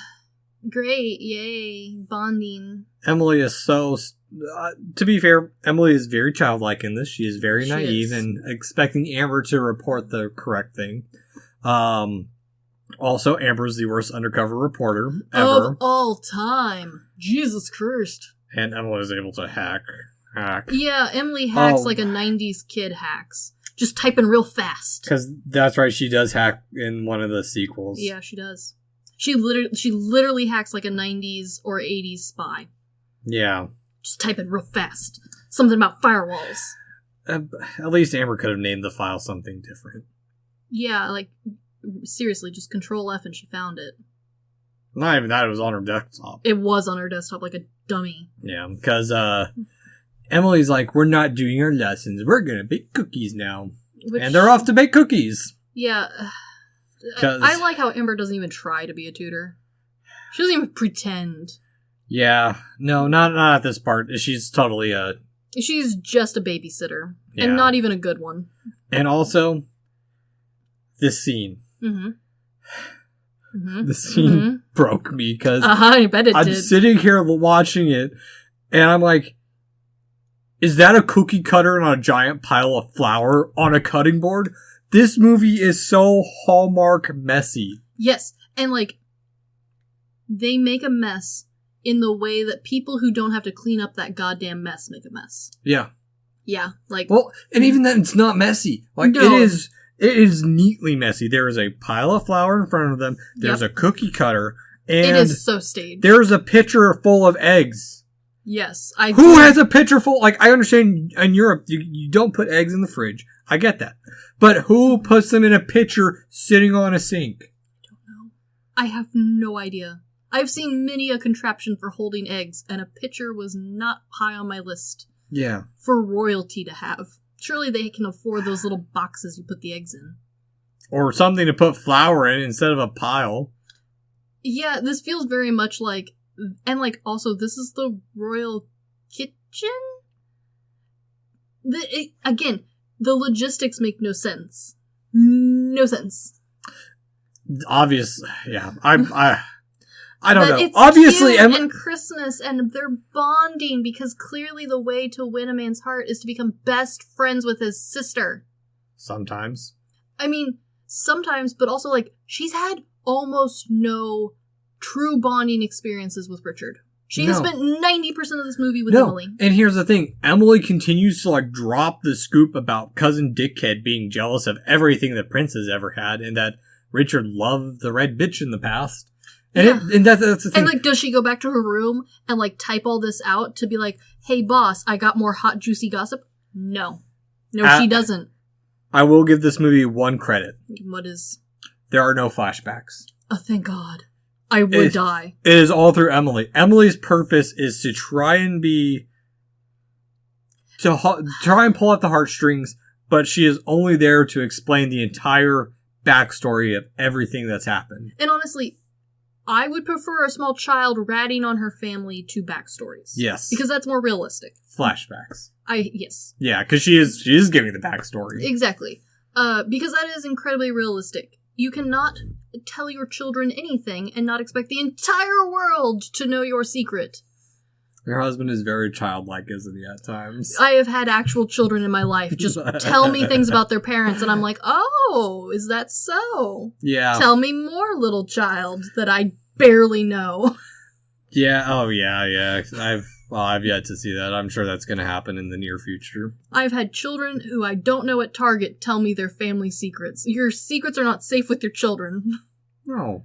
We are standing in line and your child has just told me all about your bowel movements for the day. I apologize. My parents did this shit on purpose. She would tell Tanner, or not Tanner, Christian, that, don't, and there was one time, like, I heard them say it, they said it, like, loud enough, like, don't tell Nico, but we're going to McDonald's. Uh-huh. Tell him to get his coat and we'll surprise him.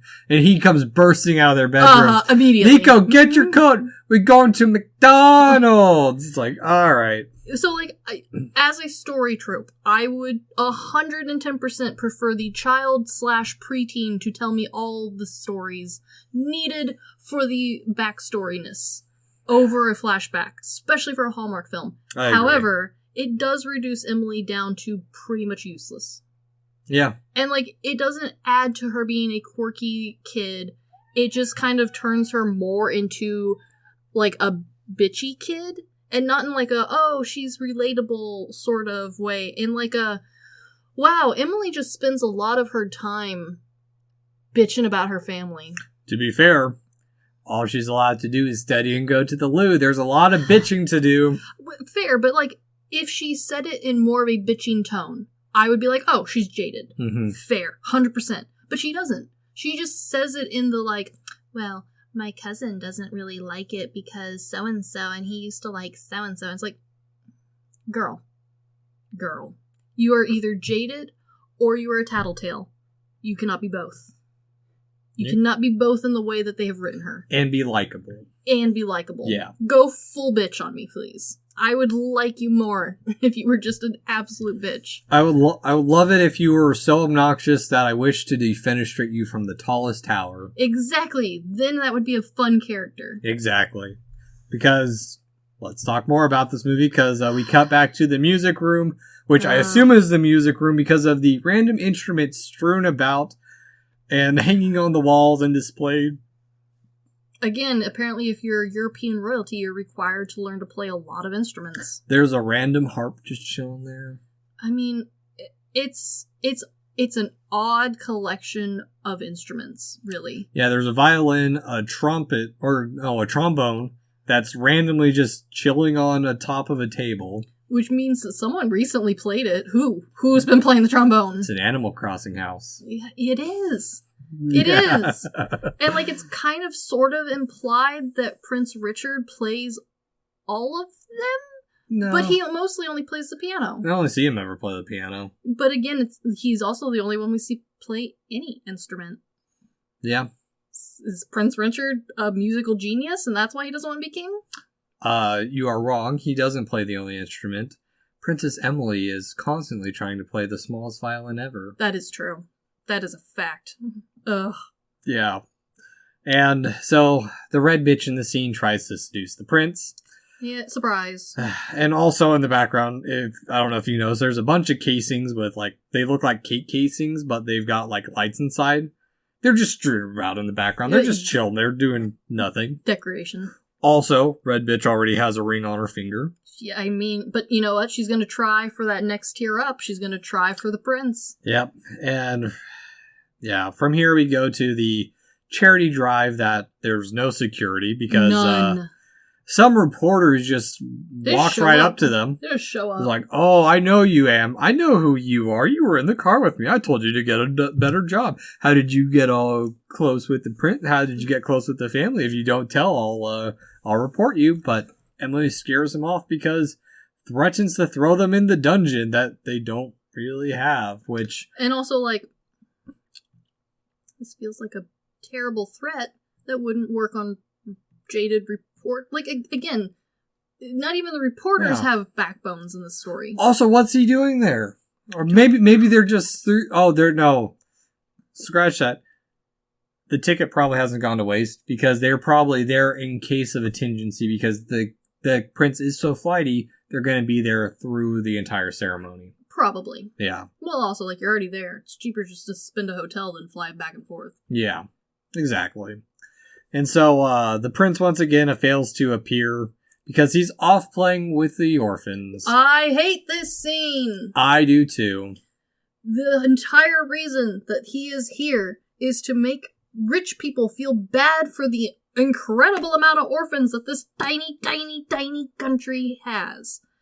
I wonder what war crimes his father committed. I have questions about how there's so many orphans in what we can only assume is a country that is barely the size of Chicago.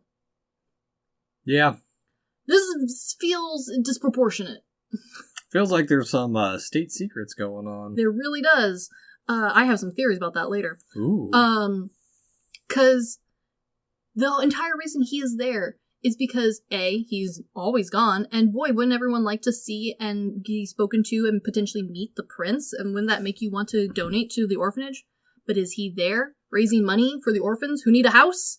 Well, he's playing with them. It's not even that. He's there because his father gave a donation to the orphanage every single year, and he's just following through with it. Yeah, but also, like, he's the primary speaker, and as a primary speaker, your job is to make other people in the room donate money. Yeah. And he doesn't even show up for that. No. Which, like, granted, because it's Hallmark, it's displayed as all like, oh, but he's playing with the kids, isn't that so sweet? Here's the stupid thing. So, and it's explained a little bit later, because he says, oh, his mom's scolding him. He's like, he wasn't shirking his duties. He's dedicated to the children. He's there for them and not the ceremonies, which... that sure as hell changes real quickly by the second movie. Yes, it does.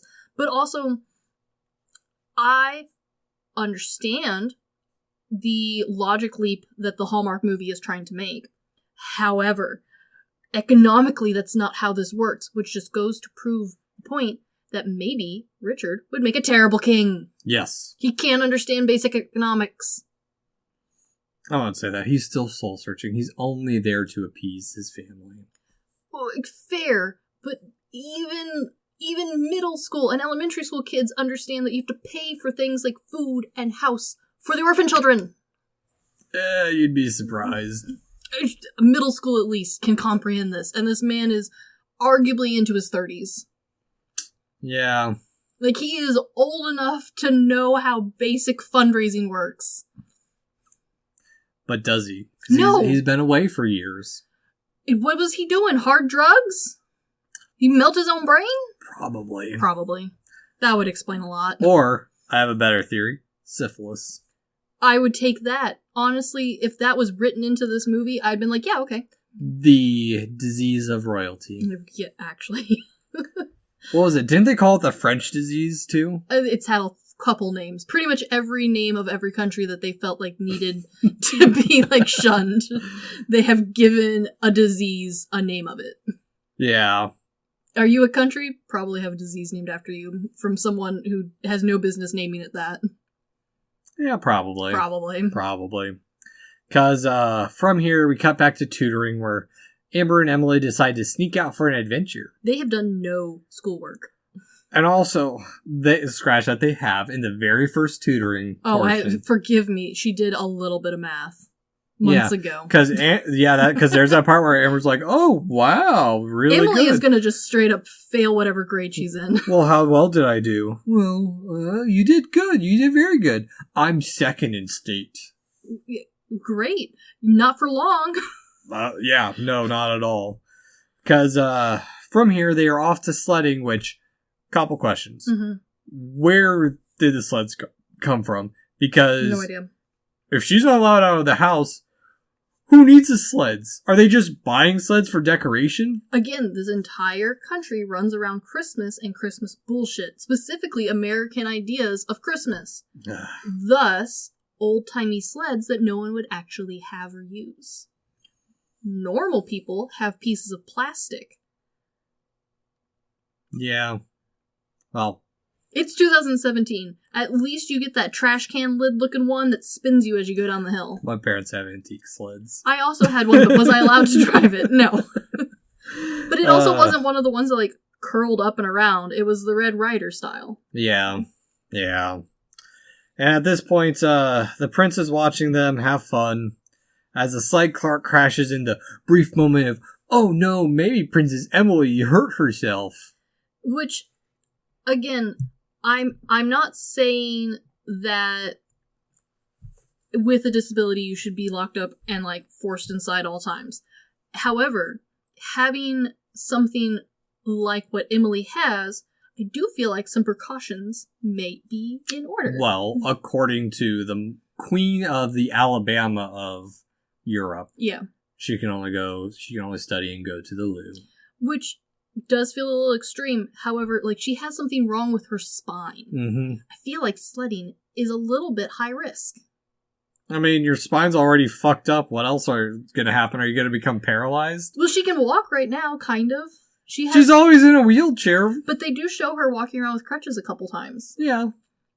I would think that sounds much better than being a potato. We have yet to see an elevator in this movie. That's true. That might completely destroy Emily if she is forced to live in wheels. This is Europe. They're not ADA. Oh, yeah, especially this old of a castle. Well, I'm sure there's parts that have had to be converted to ADA. I'm sure there are sections of... Well, not a lot of sections. I was there. I looked for them. Those ramps are far and few between. I think in one of the later movies they do show an elevator. So she's got, like, what, 3 floors she can go on? Yeah. I feel like sledding's a high-risk activity. Yeah. Yeah, just a bit. Because, I mean, the prince starts a snowball fight. And it's all cute and tee-hee Christmas magic. Yeah. It's whatever. Like, again, though, like, her and Richard really haven't had interaction. He's just now throwing snowballs randomly at her. She's been bonding with Emily. And I think he thinks he can enter because it's like, oh, if my sister accepts her, I can accept her. I have siblings.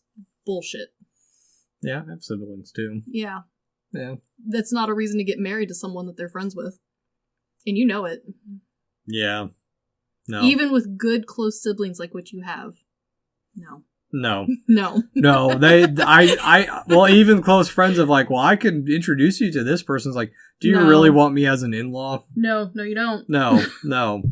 Because also at the same time, Cousin Dickhead is out there thinking with his own Richard, trying to seduce the red bitch. Yeah, it's... I don't know, there's like weird love plot with Simon Man that no one cares about. No. It doesn't add anything to this movie at all. No, because back at the castle, a groundskeeper has narked on them. Not even Cousin Dickhead narked. It was a groundskeeper who saw them. Yeah. Narked to the queen. Yeah, because throughout, as you will see, Cousin Dick, while a dick, never actually does anything wrong. No. He is actually just following, like... proper protocol. Yeah. Yes. 100%. And on top of that, so, not them narking, the queen forgives them because this is the first time she's seen her daughter smile in a long time. And next time, they should invite her along because she knows her way around knows her way around a bobsled. And that is this movie's only real attempt at a sex joke. Yeah. Yeah. Yeah, and it's and lost. You know what, Queen? Maybe your daughter hasn't smiled in a year because you're a bad mother. It does bring the whole, like, hey, we should ask some questions about the safety and well-being of this child. But does anyone look into this? No.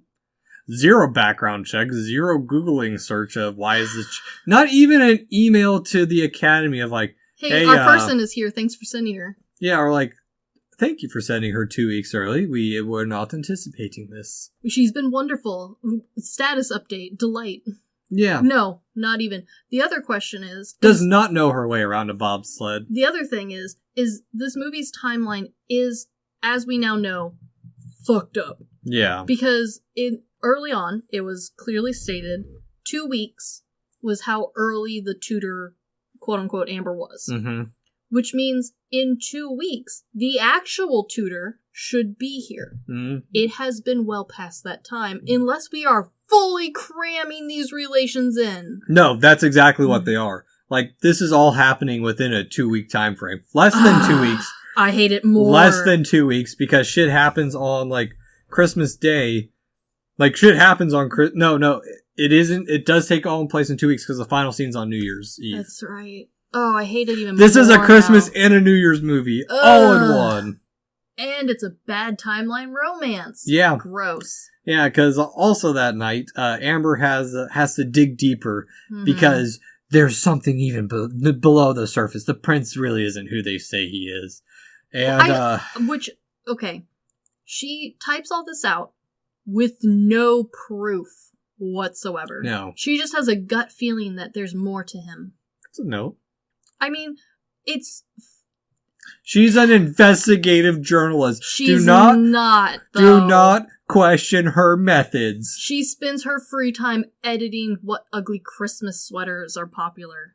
She is going true gonzo reporting on this. She is living the lifestyle of a rich tutor. If they would show her staying up all night writing these reports to send back home. Or sneaking around the castle. Or taking better photos than the ones on her phone. She has zero investigation, really. She's none. No. None. It is all spoon-fed to her by Emily.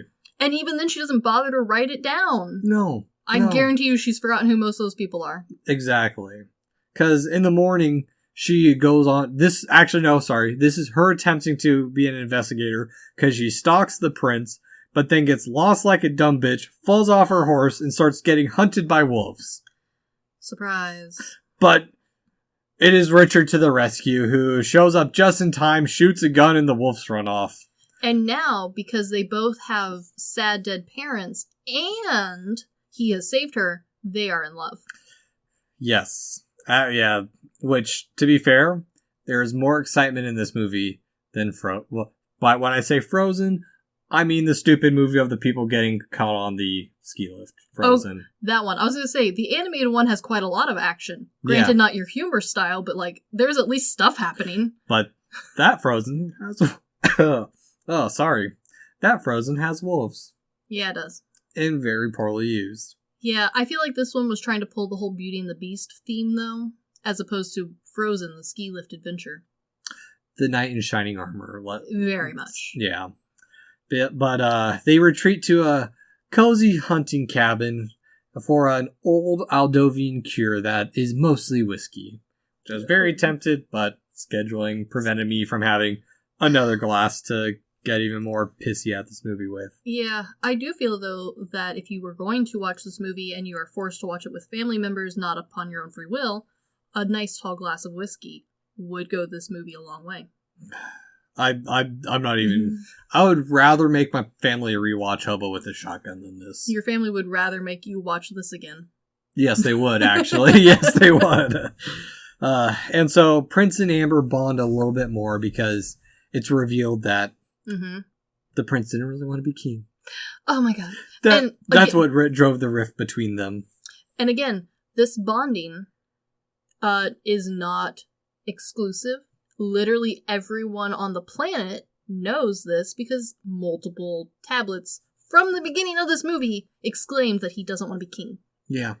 This is not bonding. No. This is not marriage material. Hey, sometimes it is love at first sight. She was just denying that he's not her type. This is not 90 Day Fiance bullshit. Yeah. Yeah. But we also learned that part of the reason they hate journalists in general is, and what drove the rift between Richard and the Red Bitch is that she was a bitch and she stole their story to a tabloid, which is what started the rumors of him being a Playboy prince because they went on a date together. Oh my god. Ugh. And the thing that frustrates me with this is there is already perfect, strong precedence for how royals have been mistreated by the press that they could have pulled from, that they didn't. And they went with this angle, and nobody cares. Because again, boo-hoo, the prince had a tabloid write mean things about him. Well, I mean, they can't really go the Princess Diana route and make it a Hallmark movie, can they? No, but there was stuff before her tragic death that they could have pulled from. Okay, I don't keep up with any of them. So. There is some fascinating legal stuff in there about, like, what is an acceptable, like, idea of privacy. Yeah. And, like, how far a telescoping camera can go. Yeah, I actually I do kind of get that a little bit. My grandpa is he's friends with the Prince of Luxembourg. Oh, fancy! And there was a time when we were in Germany, and he might have ended up visiting us, and my mom was like, "Oh, I don't know what to do. Do I offer the bedroom? Do I do X, Y, or Z?" And it's like, we don't know. We've never hosted royalty, but I mean, he works a normal working class job like everyone else. Yeah. That's how my grandpa knows him. Yeah. But yeah, weird little connections. Exactly. Yeah, because from this, before they can have their romantic kiss, the horse neighs, and the prince must go check on them as Amber does a little investigating and stupidly finds I think she drops something, goes to pick it up. Not a good investigator. And finds some hidden drawer from Death Note with an incriminating documents and a cryptic poem. I love how the incriminating evidence is the original birth certificate and adoption papers. We don't know this yet. Okay. I love how the incriminating documents are just in a secret drawer of a desk. Because she read the poem for it. She did. Ugh. Yeah. So fucking Christmassy. But yeah. I'll give the poem some leeway because I'm all for, like, a scavenger hunt. Yeah. Like, that feels Christmas bullshitty. I'll take that. Yeah. I'm not angry about the poem. No, I'm not either. I mean, it's fine. It's just... It's dumb, but it's fine. Yeah, this whole movie is dumb, so whatever. Yeah, same. Because back at the castle, the red bitch sees the pair right... I've said red bitch a lot. Yeah. I do not apologize. She is a bitch. She is. The pair is riding in, and Amber learns that, back in her room, she learns that the prince was adopted, and she has to call her friends where, they're all like, this is the story of a lifetime. You have to. This is going to make your career. You have a royal birther scandal on your hands. Which, okay. I appreciate that her friends are real friends enough to be like, we're going to give her time to write the story and take the big scoop. If these were real colleagues at a failing small, like, publishing magazine of, like, garbage, how long do you think it would actually be before one of them goes, I'm just going to publish it myself? For all we know, we do not know what her friends actually do. One of them could be a graphic designer for it, and the other could be, like, an layout designer. That's true, but seeing how there are 6 whole desks. They're not, they've got like 3 writers doing all the writing. That they do. I feel like this wouldn't have lasted 3 movies. No, not at all. We're already pushing the movie already. I mean, there's nothing really happening because, no. The red bitch confronts Richard in the morning in the music room and kisses him as Amber sees it and runs off to start her article, but has to call her dad because she doesn't know what to do because the prince isn't really who they say he is. Which, like, I don't know. Like, I understand that we're supposed to have, like, emotions with this movie because it's Hallmark and it's Christmas. I don't care. Yeah, the father pulls a stupid Kingdom Hearts bullshit of, listen to your heart, honey, or like Yu-Gi-Oh, listen to the heart of the story. Like, don't get me wrong. I love a vague, like, what to do, fortune cookie sort of, like, advice, but it's from her own father. Mm-hmm. If her own dad happened to be, like, Santa Claus, yeah, it would make more sense, but her dad just feels like he's not really helpful. Yeah, well, in this movie... And on top of that, he's like, not a helpful father. This movie would be over because, like, no one actually like follows someone in any of these movies. They just kind of No. let them go off and stew. But I mean, we do have like this. There, to be fair, in this moment, she is pulled away because there's a knock at the door. Oh gosh. It's some stupid epic quest. The prince is like, "Can you come with me? We'll go for another walk, Yeah. but this time not with horses." Oh, surprise. Okay, whatever. Because in this moment, he invites her to the Christmas ball, but before Amber can reveal what's going on, he gives her a kiss. Oh my A deep gosh. romantic kiss as They've spoken like 6 times. yeah. No, exactly. It's very Disney and its pushing of the story. I would argue that even Disney has more relationship building than this, and that's not saying a lot because one of them was asleep for the entire relationship. Yeah. Was woken up by a kiss. Yeah, I mean, at least they met beforehand. Well, in the original story, if I remember right, she wakes up and she has a bunch of kids. Yeah, that is the original story. Yeah. I prefer the Disney one. Yeah, I do too. But in the meantime, Cousin Dickhead and the Red Bitch search the room to find the passport and the adoption papers. Oh my god. Amber is revealed. The princes, they're like, "Ooh, we got some juicy gossip." They're better investigators than she is. But no, they actually are. And also, But how has she been at the palace this long without a security check of any kind? yeah, and also the cousins, there's nothing indicating like they knew she was out of her room. They just straight up break into this room that's supposed to be her private space. There's nothing. There could have been like a little bit moment of like them looking out the window, seeing them, and then cutting to them in the kiss, and then cutting back to them. But there's none of that. There's none of that. I also would have even accepted Simon having suspicions that she's not really the tutor, and that's why he's in her room. Yeah. But nope, he's just Snoopy. Yep. Because from here, Richard now visits the grave of his father to tell him he's decided he's going to take the throne. He's going to follow what he said. Whatever. Yeah. And back in the room, Emily says that she is going to miss Amber and that she'll never forget her.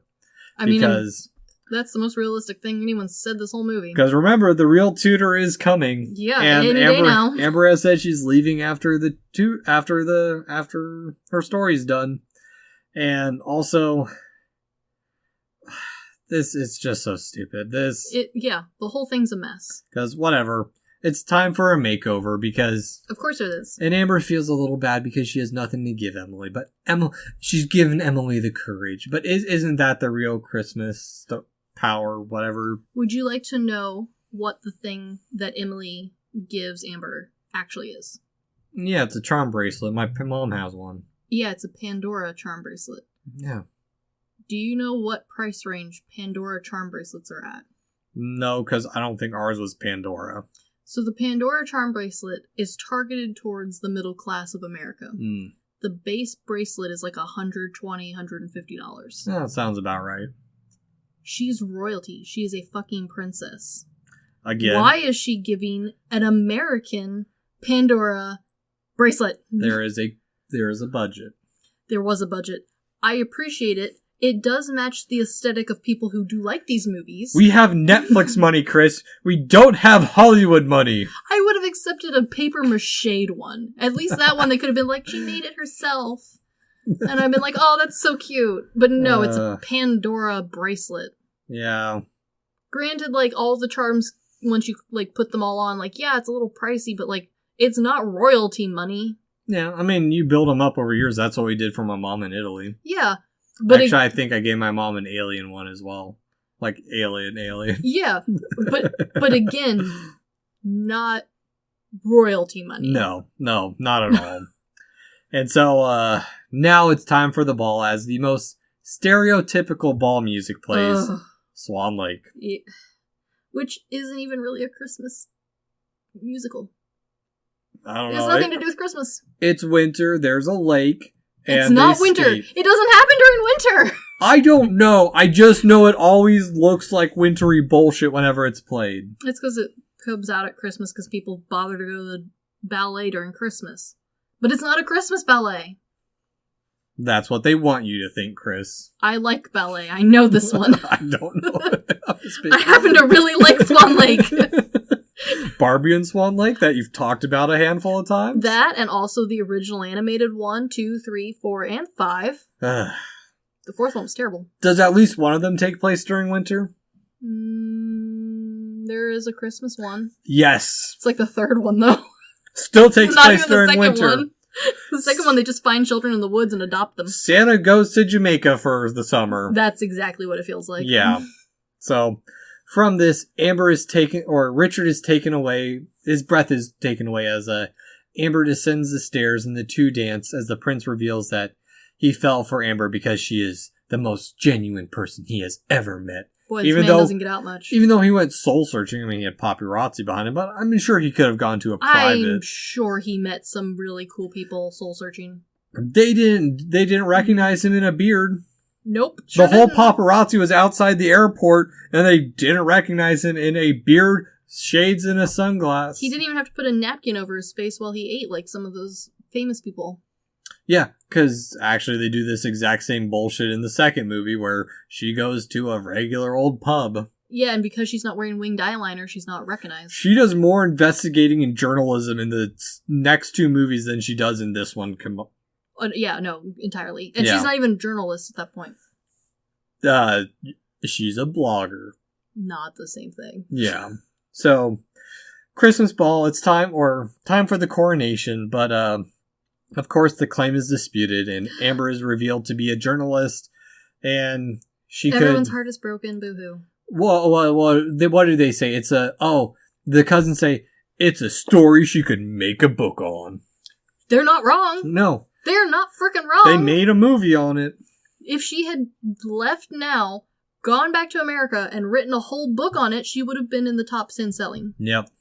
Like, instantly, overnight. She wouldn't have had to try. This whole movie goes by real quick, because, the movie's only, 15 more minutes after this shit. Yeah, no, it's like bam, bam, bam, bam, bam, done. Yeah, because Cousin Dickhead steps in to claim the throne with the red bitch as his queen. Granted, we have continuously called him a dick. Again, he would be the better ruler. Yeah. He's the educated one. Yeah. He also wants to be king. Exactly. And we also have kind of a reverse Cinderella moment where the prince is the one running off. Ugh. But Amber is sent back home, and the prince and the queen reconcile. It's like, she's like, why didn't you tell me I was ever adopted? But what about Emily? Emily was the miracle. Is bullshit. That's stupid. It's full bullshit. Richard has resolved to stay, and it's the best Christmas gift the queen could ever be given, and they won't let Dickhead take the fight or take the throne without a fight. Which isn't how law works. Unless it's in magical Christmas country. Because, cut from this moment to Amber crying on her way to the airport as she's at the well, we have a quick cut of her in the car crying on the way to the airport. Then cut to her in the airport calling her dad. And if you're playing the bingo, you can check that box off. And where he gives more fatherly advice of failure plants the seed, which gives her the aha clue moment to, her dad could have just been replaced by a fortune cookie for this whole movie. He gives fortune cookie advice. She could have literally been eating Chinese in every one of those scenes, and I would have believed it. When Chinese food would make a better father character. than your dad in the movie. Yes. I would have been much more invested in the Chinese food fortune cookies. That is the plot of a really stupid Muppet style comedy where her dad is it's just a fortune cookie? No, her dad's not a fortune cookie. Her dad is a box of old Chinese food. The only one that I can think of that matches that is Kung Fu Panda, and that's because the whole gag is that his dad is a noodle cook in China. Yeah.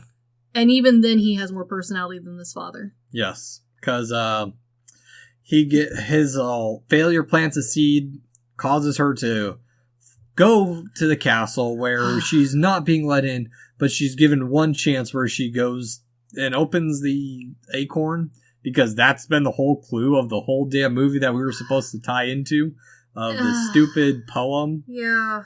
It is very much, and I think part of the reason I hate this movie so much too, it's very much, it's a Murder on the Orient Express, where it's these stupid little bits of moment that you're supposed to tie together where... at least with Orient Express, you get the vague sense that if you had known the facts that Poirot had known, you could have figured it out. But you didn't know that because you're not Poirot. This one, you are her. You are Amber. You know exactly the same information that she does the entire movie. And she just magically finds the acorn and the acorn clue and opens the acorn. Yeah. Well, I was going to say at least Murder on the Orient Express has death, but this one does too. A tiny bit. There's a lot more death on Orient Express. There's only one person who dies in that. Death is the whole reason this pair of dipshits are together.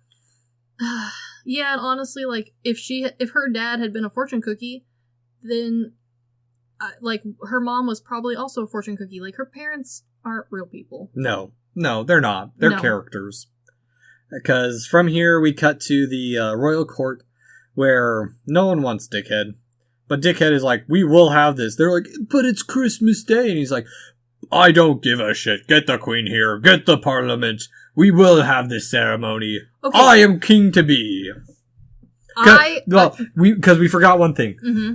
The whole country is apparently going to go into civil war after this if no one is king. Yeah, I don't understand that part because there doesn't seem to be enough people here to have a civil war. The orphans will rebel. Yeah, all 500 orphans.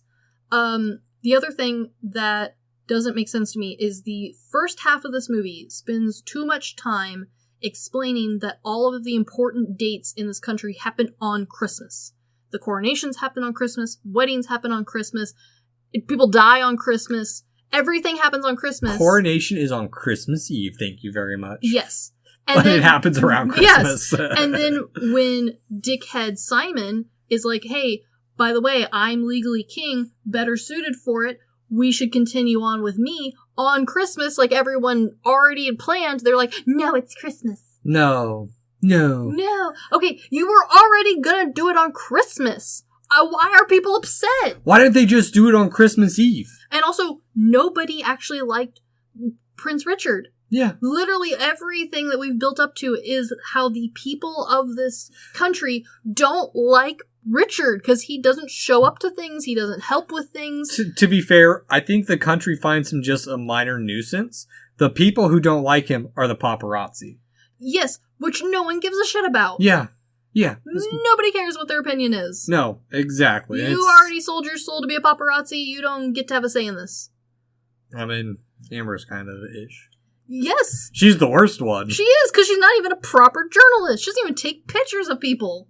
She takes pictures of armor, which could have a person inside it. She has taken one picture of the prince this entire movie. One picture of him. It's enough. If she was a proper paparazzi, she could have had multiple naked photos of this man. But no, she is not a good paparazzi even. No, not at all. She's not a good journalist, she's not a good paparazzi, she is useless. Yeah, because, well, this is the other part she's useful, is because she's there to save the day. Kind of. Why did she bring the ornament? Because inside the ornament was a secret decree. But she had the paper outside the ornament as she's running down the stairs. I don't know. Because Christmas magic. Look, I did it. Also, the queen reads so fast because, like, she goes through it and she's like, speed reads. Yes, this is accurate. It does say Richard is now the king. This is proper. Also, give it here. Also, remember, nobody watched her open the ornament. How do they not know that she didn't forge this? Because they look at it and it has the king's seal. Oh, cool. That's great. I want to make a parody of these where it's like, oh, that's the king's seal. And it cuts over just to like a harbor seal or some shit. That'd be great. Also, I understand there's a lot of different cultures in the world, but I feel like hiding declarations of important law changes inside Christmas ornaments to hopefully maybe be found makes no sense. Yeah. When what you could have done the whole time is to say, hey, as king, I get to pick who is my successor. I pick this kid. Which is what the document says. It's like, you don't have, as long as you're just part of the family. Yeah, which is cute, but also doesn't rectify the fact that it still has to be a male. Emily, fuck you. Yeah. You're still the crippled princess that nobody likes. Yeah. Well, the mom likes, but she's a bad mom, obviously. Yes. But And also, like, the mom's not dead. She could run the country. no, because it has to be a male heir. Again, we could have fixed this decades ago. Yeah, totally. Decades ago. But now Richard is the real king, as he is King Richard II. Yay. The red bitch leaves dickhead. Merry Christmas to all. So happy. Hooray. Because from here, we cut to New York City. No, we don't. No, we don't. What? From here, we cut back to what's supposed to be New York City. It's Chicago. Is it? That's the Chicago skyline. No, I gave up at this point. I wasn't even paying attention. I only noticed this because I read an exorbitant amount of reviews of very angry people online, and a lot of people noticed that this was the Chicago skyline. I was brain dead at this point. Oh, I think they were hoping that most people would be, but it is 100% the Chicago skyline, because not only can you see certain buildings in the Chicago skyline, the Chicago city flag is flying. This movie gives zero shits. None. No fucks were given. Well, anyway, we are back at New York City. New York City, Illinois. Because Amber's story is shot down, and Amber quits and decides to start her blog. And Which no one cares about. And I hate this line because her gay best friend delivers the stupidest fucking "You're my hero." It's so dumb. So stupid. Also, keep in mind that, again, this movie came out in 2017 and was supposed to be put during 2017. Who in their goddamn mind is making a blog to show that they're a princess now in 2017? Not a princess yet. Was courted by the prince and was a undercover journalist. Would you not immediately make a YouTube channel? Yeah. Yeah. No one's freaking making a blog about this and just calling it a day. Yeah. No, you make a YouTube channel and you expose the life of the royals. Well, and I mean, it gets even stupider because back at Amber's dad's diner, she and her friends are sitting down for some holiday stuff, and they're like, "Your story is viral." And she's like, "I wouldn't call it viral." "Well, your story got 20,000 likes in 3 days. 20,000 likes in 3 days. Again, remember, 2017. Yeah. 20,000 likes in 3 days is child's play. Yeah. Child's play. Again, though, she has a blog. So, for a blog, maybe. But, like, I feel like cooking blogs get more traction than that. She is going to be a journalist. Screw YouTube journalism. It's not proper journalism. If they had rewritten the blog for her saying she was starting a book, that would have been more believable. Yeah. And it would have hit the same demographic as people who think that in 2017, people who write a 20,000 reviewed blog are viral. Yeah. No. And from here, Amber's friends leave to do festivities. Yeah. Someone's getting lucky. Yes, actually. And Amber is staying to help close up with her dad and celebrate Christmas. Yep. I kind of wish I'd gone back and looked at the background, because there's one poster in the back that says, it only says Mexican dishes. What type of restaurant does her dad have? I don't know. It's supposed to be a hot dog place or a cafe of some kind. Mexican hot dogs don't sound that bad. Like fajita style hot dogs, I could see it. Just take a tube of chorizo. I was thinking like a hot dog with some like peppers and onions, but yeah, just a chunk of chorizo. Specifically Mexican chorizo, because there is a difference between Mexican and Spanish chorizo. That's true. Yeah. That's true. Still feel like that's a lot of chorizo. Yeah. Because while cleaning, Amber is distracted by a snowball that hits the window, as it is the prince. Oh my gosh. Also, security let him come to America unsupervised. What is it with these kind of movies with like people getting attention by throwing shit at windows? Oh, I have no idea. I've never understood this. I almost understand it for like the teenage trope of like you don't want to ring the doorbell because you don't want parents to know. She is a grown adult. Go knock on the door. Yeah. It's not illegal for you to be here. No. It's supposed You're to create both adults. It's a super romantic scene. They're in New York City on New Year's Day, and there's no traffic. There is no traffic, which makes no sense. Also, once again, they have interacted maybe 10 times. Yeah. Maybe 10 times. And 5 of those times were with his sister. And she was being very pushy, too. Yes. Yeah. There is no reason for this man to have flown across the world to throw a snowball at her father's window. There is a reason. He is there to propose. Ugh. How long are you going to keep the king on his knees? Because he's not a prince anymore. He's not a prince anymore. And the name of the movie is so... It just made me realize the name of this movie is so stupid. Because he's not a prince anymore. No, also, in case you were hoping that maybe 2 and 3 would rectify that, no. They are also called Christmas Prince 2, A Christmas Prince 3.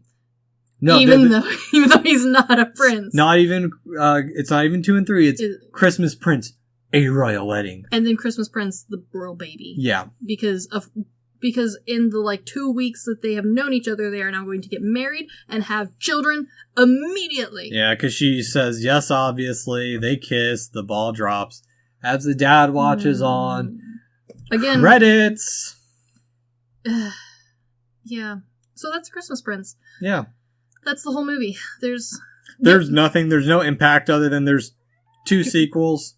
No, I will say that I will now share with you my deep dark theory. Yes, please do. So, in Christmas Prince 2 and 3, which we're not really going to go into because that's for a different year, I think, we do actually see the actual decline of the nation. Mm-hmm. And we can pretty much directly tie it back to King Richard. A bit. Prince Richard, and then King Richard originally, and then Prince Richard for being a dumbass who doesn't know how to run a country. Nope.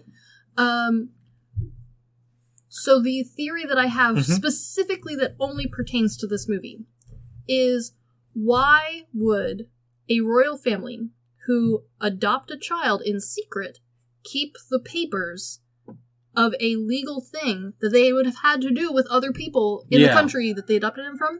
They've murdered everyone involved. That's why there's so many orphans. That's why there's so many orphans. Oh, that is good. Secretly, somewhere in the background, the royal family just has assassins. And that is why the first King Richard feels so bad, because they had to murder so many people. They created the orphan problem. Yes. And that's why he donates every year. And that's good, because he's they say that he's the one who started donating. Yeah. And not even like the ones before him. Just that one. Oh. And then that would also lean into why why Emily is pretty much treated like sad chewing gum, because there's no one to know that Richard isn't the rightful king, and we're going to keep her locked in the tower like we do with all of our weird inbred children. Yeah. Ooh. So that's why she's disabled, because the Europeans are so inbred. Okay, granted, note, I looked into her disease. It is a very real disease. I know. It is not caused usually by inbreeding, but if we had leaned into the inbreeding thing, she wouldn't have been a cute little girl. They couldn't. So they wouldn't have gone the full Simple Jack route. No, that would have been too much for a Hallmark Christmas movie. So we went with a disease that is a little bit more relatable, which is terrible to say. But we couldn't, give her the extra chin and dried up walnut testicles. The Habsburg jaw. Yeah. I still love that my brother tried to sneak in a Hot Rod reference into it. And it was up for 12 hours. And then the next morning it was gone. And he got a response of that is irrelevant. Where does that even come from? You have no sources. You fucking nerds. Yeah. But yeah, and here's the thing. So I know you wanted me to find a video, and I couldn't find it, of people debating of who the real villain of the movie is. Yes, there are some theories running around the internet of is Richard really the good guy? He is. Well, okay, so I will say the cousin who's supposed to be the bad guy isn't. Mm-hmm. And this one, it's the red bitch. It is. But that is a fact. They lean more into the investigative journalism in the next 2 movies. Yes. And in those movies, they keep moving the goalposts of who the villain is. Yes, they do. And it is not the cousin. No, but at the same time, they do punish him for being, quote-unquote, the bad guy. He gets exiled, loses everything, has a divorce, whole 9 yards, for nothing. for no reason. Yeah. Other than the fact that in this movie, he was rightfully supposed to be king. It's to bring him back and show that there's forgiveness in King Richard's heart, because he's like, you may have wronged me in the past, but you are still family, and we stick with our family. We are obviously related to the Corleone, whatever the fucking family from Fast and the Furious is called. But also, I don't love you that much because I totally made you leave and have a divorce and would not financially support you during your hardest times. I exiled you. Yeah! And he comes back and he's like, I am on the verge of death. Not really, but like, that's how they portray it. Yeah. So clearly we don't care about Cousin Simon that bad. No. It's stupid. It is stupid. Also, I do love your orphan theory, though. I do too. Also, part of the reason why I forced you to watch this is there is a statistic. Netflix, for God knows what reason, when this movie came out, happened to notice that there were 53 people who watched this movie 18 days in a row. And they tweeted that statistic out, and were just kind of wondering if everyone's okay. I don't blame them. Even Netflix knew this movie was garbage. Yeah, and then because at least 53 people watched it 18 days in a row. And we can't even blame the pandemic for this shit. No, this was, again, in 2017. Granted, like, the later ones, I think, while popular, didn't quite have the same level of, like, traction that this one did. It was so popular that we made 2 and 3, and people still are leaving reviews and watching this, and almost every review I can find of this is, wow, this is fucking garbage, but I'm gonna watch it again. And I'm gonna watch it every year. Well, and I mean, I didn't even know this movie existed until you brought it up. I mean, and I've gone down a rabbit hole. I mean, yeah, I am gonna rank the ones I've watched. Check that out on Christmas. Such a happy ranking system. Yeah. And like, I understand the whole Hallmark thing. I'm not part of it.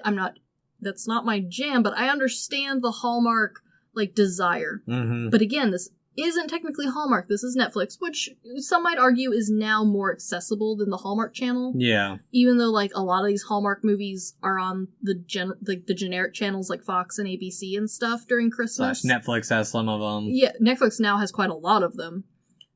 Same thing with Amazon Prime's videos. Like, if you want it, you can watch it. But somehow, Christmas Prince, despite being terrible, people really, really like specifically this one. And I don't know why.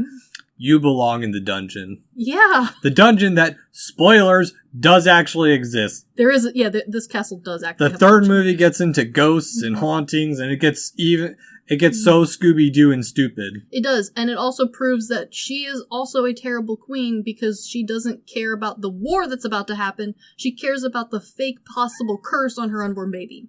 Yeah. That is the only reason she acts about this potential war.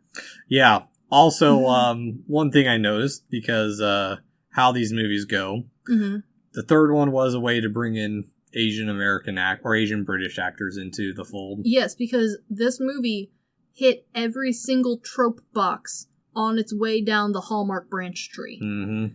Like, we've got not only the sassy black friend, but we also have a sassy gay friend. We got them both in this movie. Yep. We have got Mexican food poster in the background. we have one dead parent for both main characters. Yep. Both main characters are your and I know people say like the blonde is the stereotypical. I would argue for Hallmark it's not, because Hallmark wants you to feel relatable.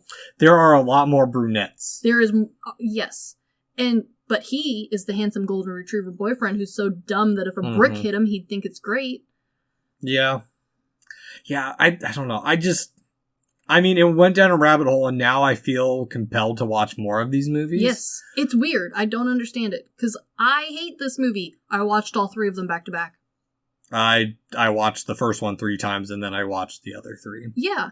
And, like, if they make a 4th one, you bet your ass I'm gonna watch it. Oh. I hate this franchise. Yeah. I'm weird. Well, I say this because we've said this. We are attracted to garbage. This is garbage in its finest. We are a possum and a raccoon, just living in a dumpster. Yeah. Yeah. And this is high class garbage. I would say you're more the raccoon because you actually wash your hands. I do. And I'm just a possum. Do obsessively wash my All hands. in the garbage. Yes, Charlie, I'm aware. And you're the trash cat. Yeah. I love his responses, but yeah, I mean, I don't know. It's this weird thing of just, it's something to have on in the background kind of thing. It is. And honestly, like, if I'm at a family gathering and I am outnumbered in my aunts and uncles who want to watch this sort of movie, I'm going to recommend The Christmas Prince because they're going to freaking love it, and I can at least tolerate it. Oh, my family. I will angrily tolerate this movie. My family will hate this movie. We're not very much into Hallmark movies ever. I have a very select handful of family members who are, and they are always outvoted whenever the group has to watch movies. And so the few times that they get to pick, I understand, like, I'm on the opposite end of the spectrum, so I understand the whole, like, no one wants to watch my movie with me. Yeah. And so, like, if it's their turn to pick, or if I'm feeling like I need a stocking booster, I'm going to recommend we watch this. Okay. I will hate it, but I'm going to watch every minute of it. Yeah. It's one, if it had a physical copy, put in a white elephant gift. Yeah. Yeah. And it wouldn't be the worst white elephant gift of the day. No. I mean, it's one that, I don't know, I can't recommend this movie at all. Me neither. But again, if it's already on, yeah, watch it. Play Pokemon. Yeah. Let it be in the background. Let it be white noise. If you're going to do the Christmas thing, like if you're doing the team thing where everyone who works from home now is doing for Christmas and you guys have to do Christmas bingo, this is a great movie to play Hallmark Christmas bingo to. Yeah. Somebody will win. Hands down. It's got everything. It does, which upsets me greatly. Me too. So, and I'm still pissed. And I get to talk about horror movies after this, so it's going to be great. So, yes.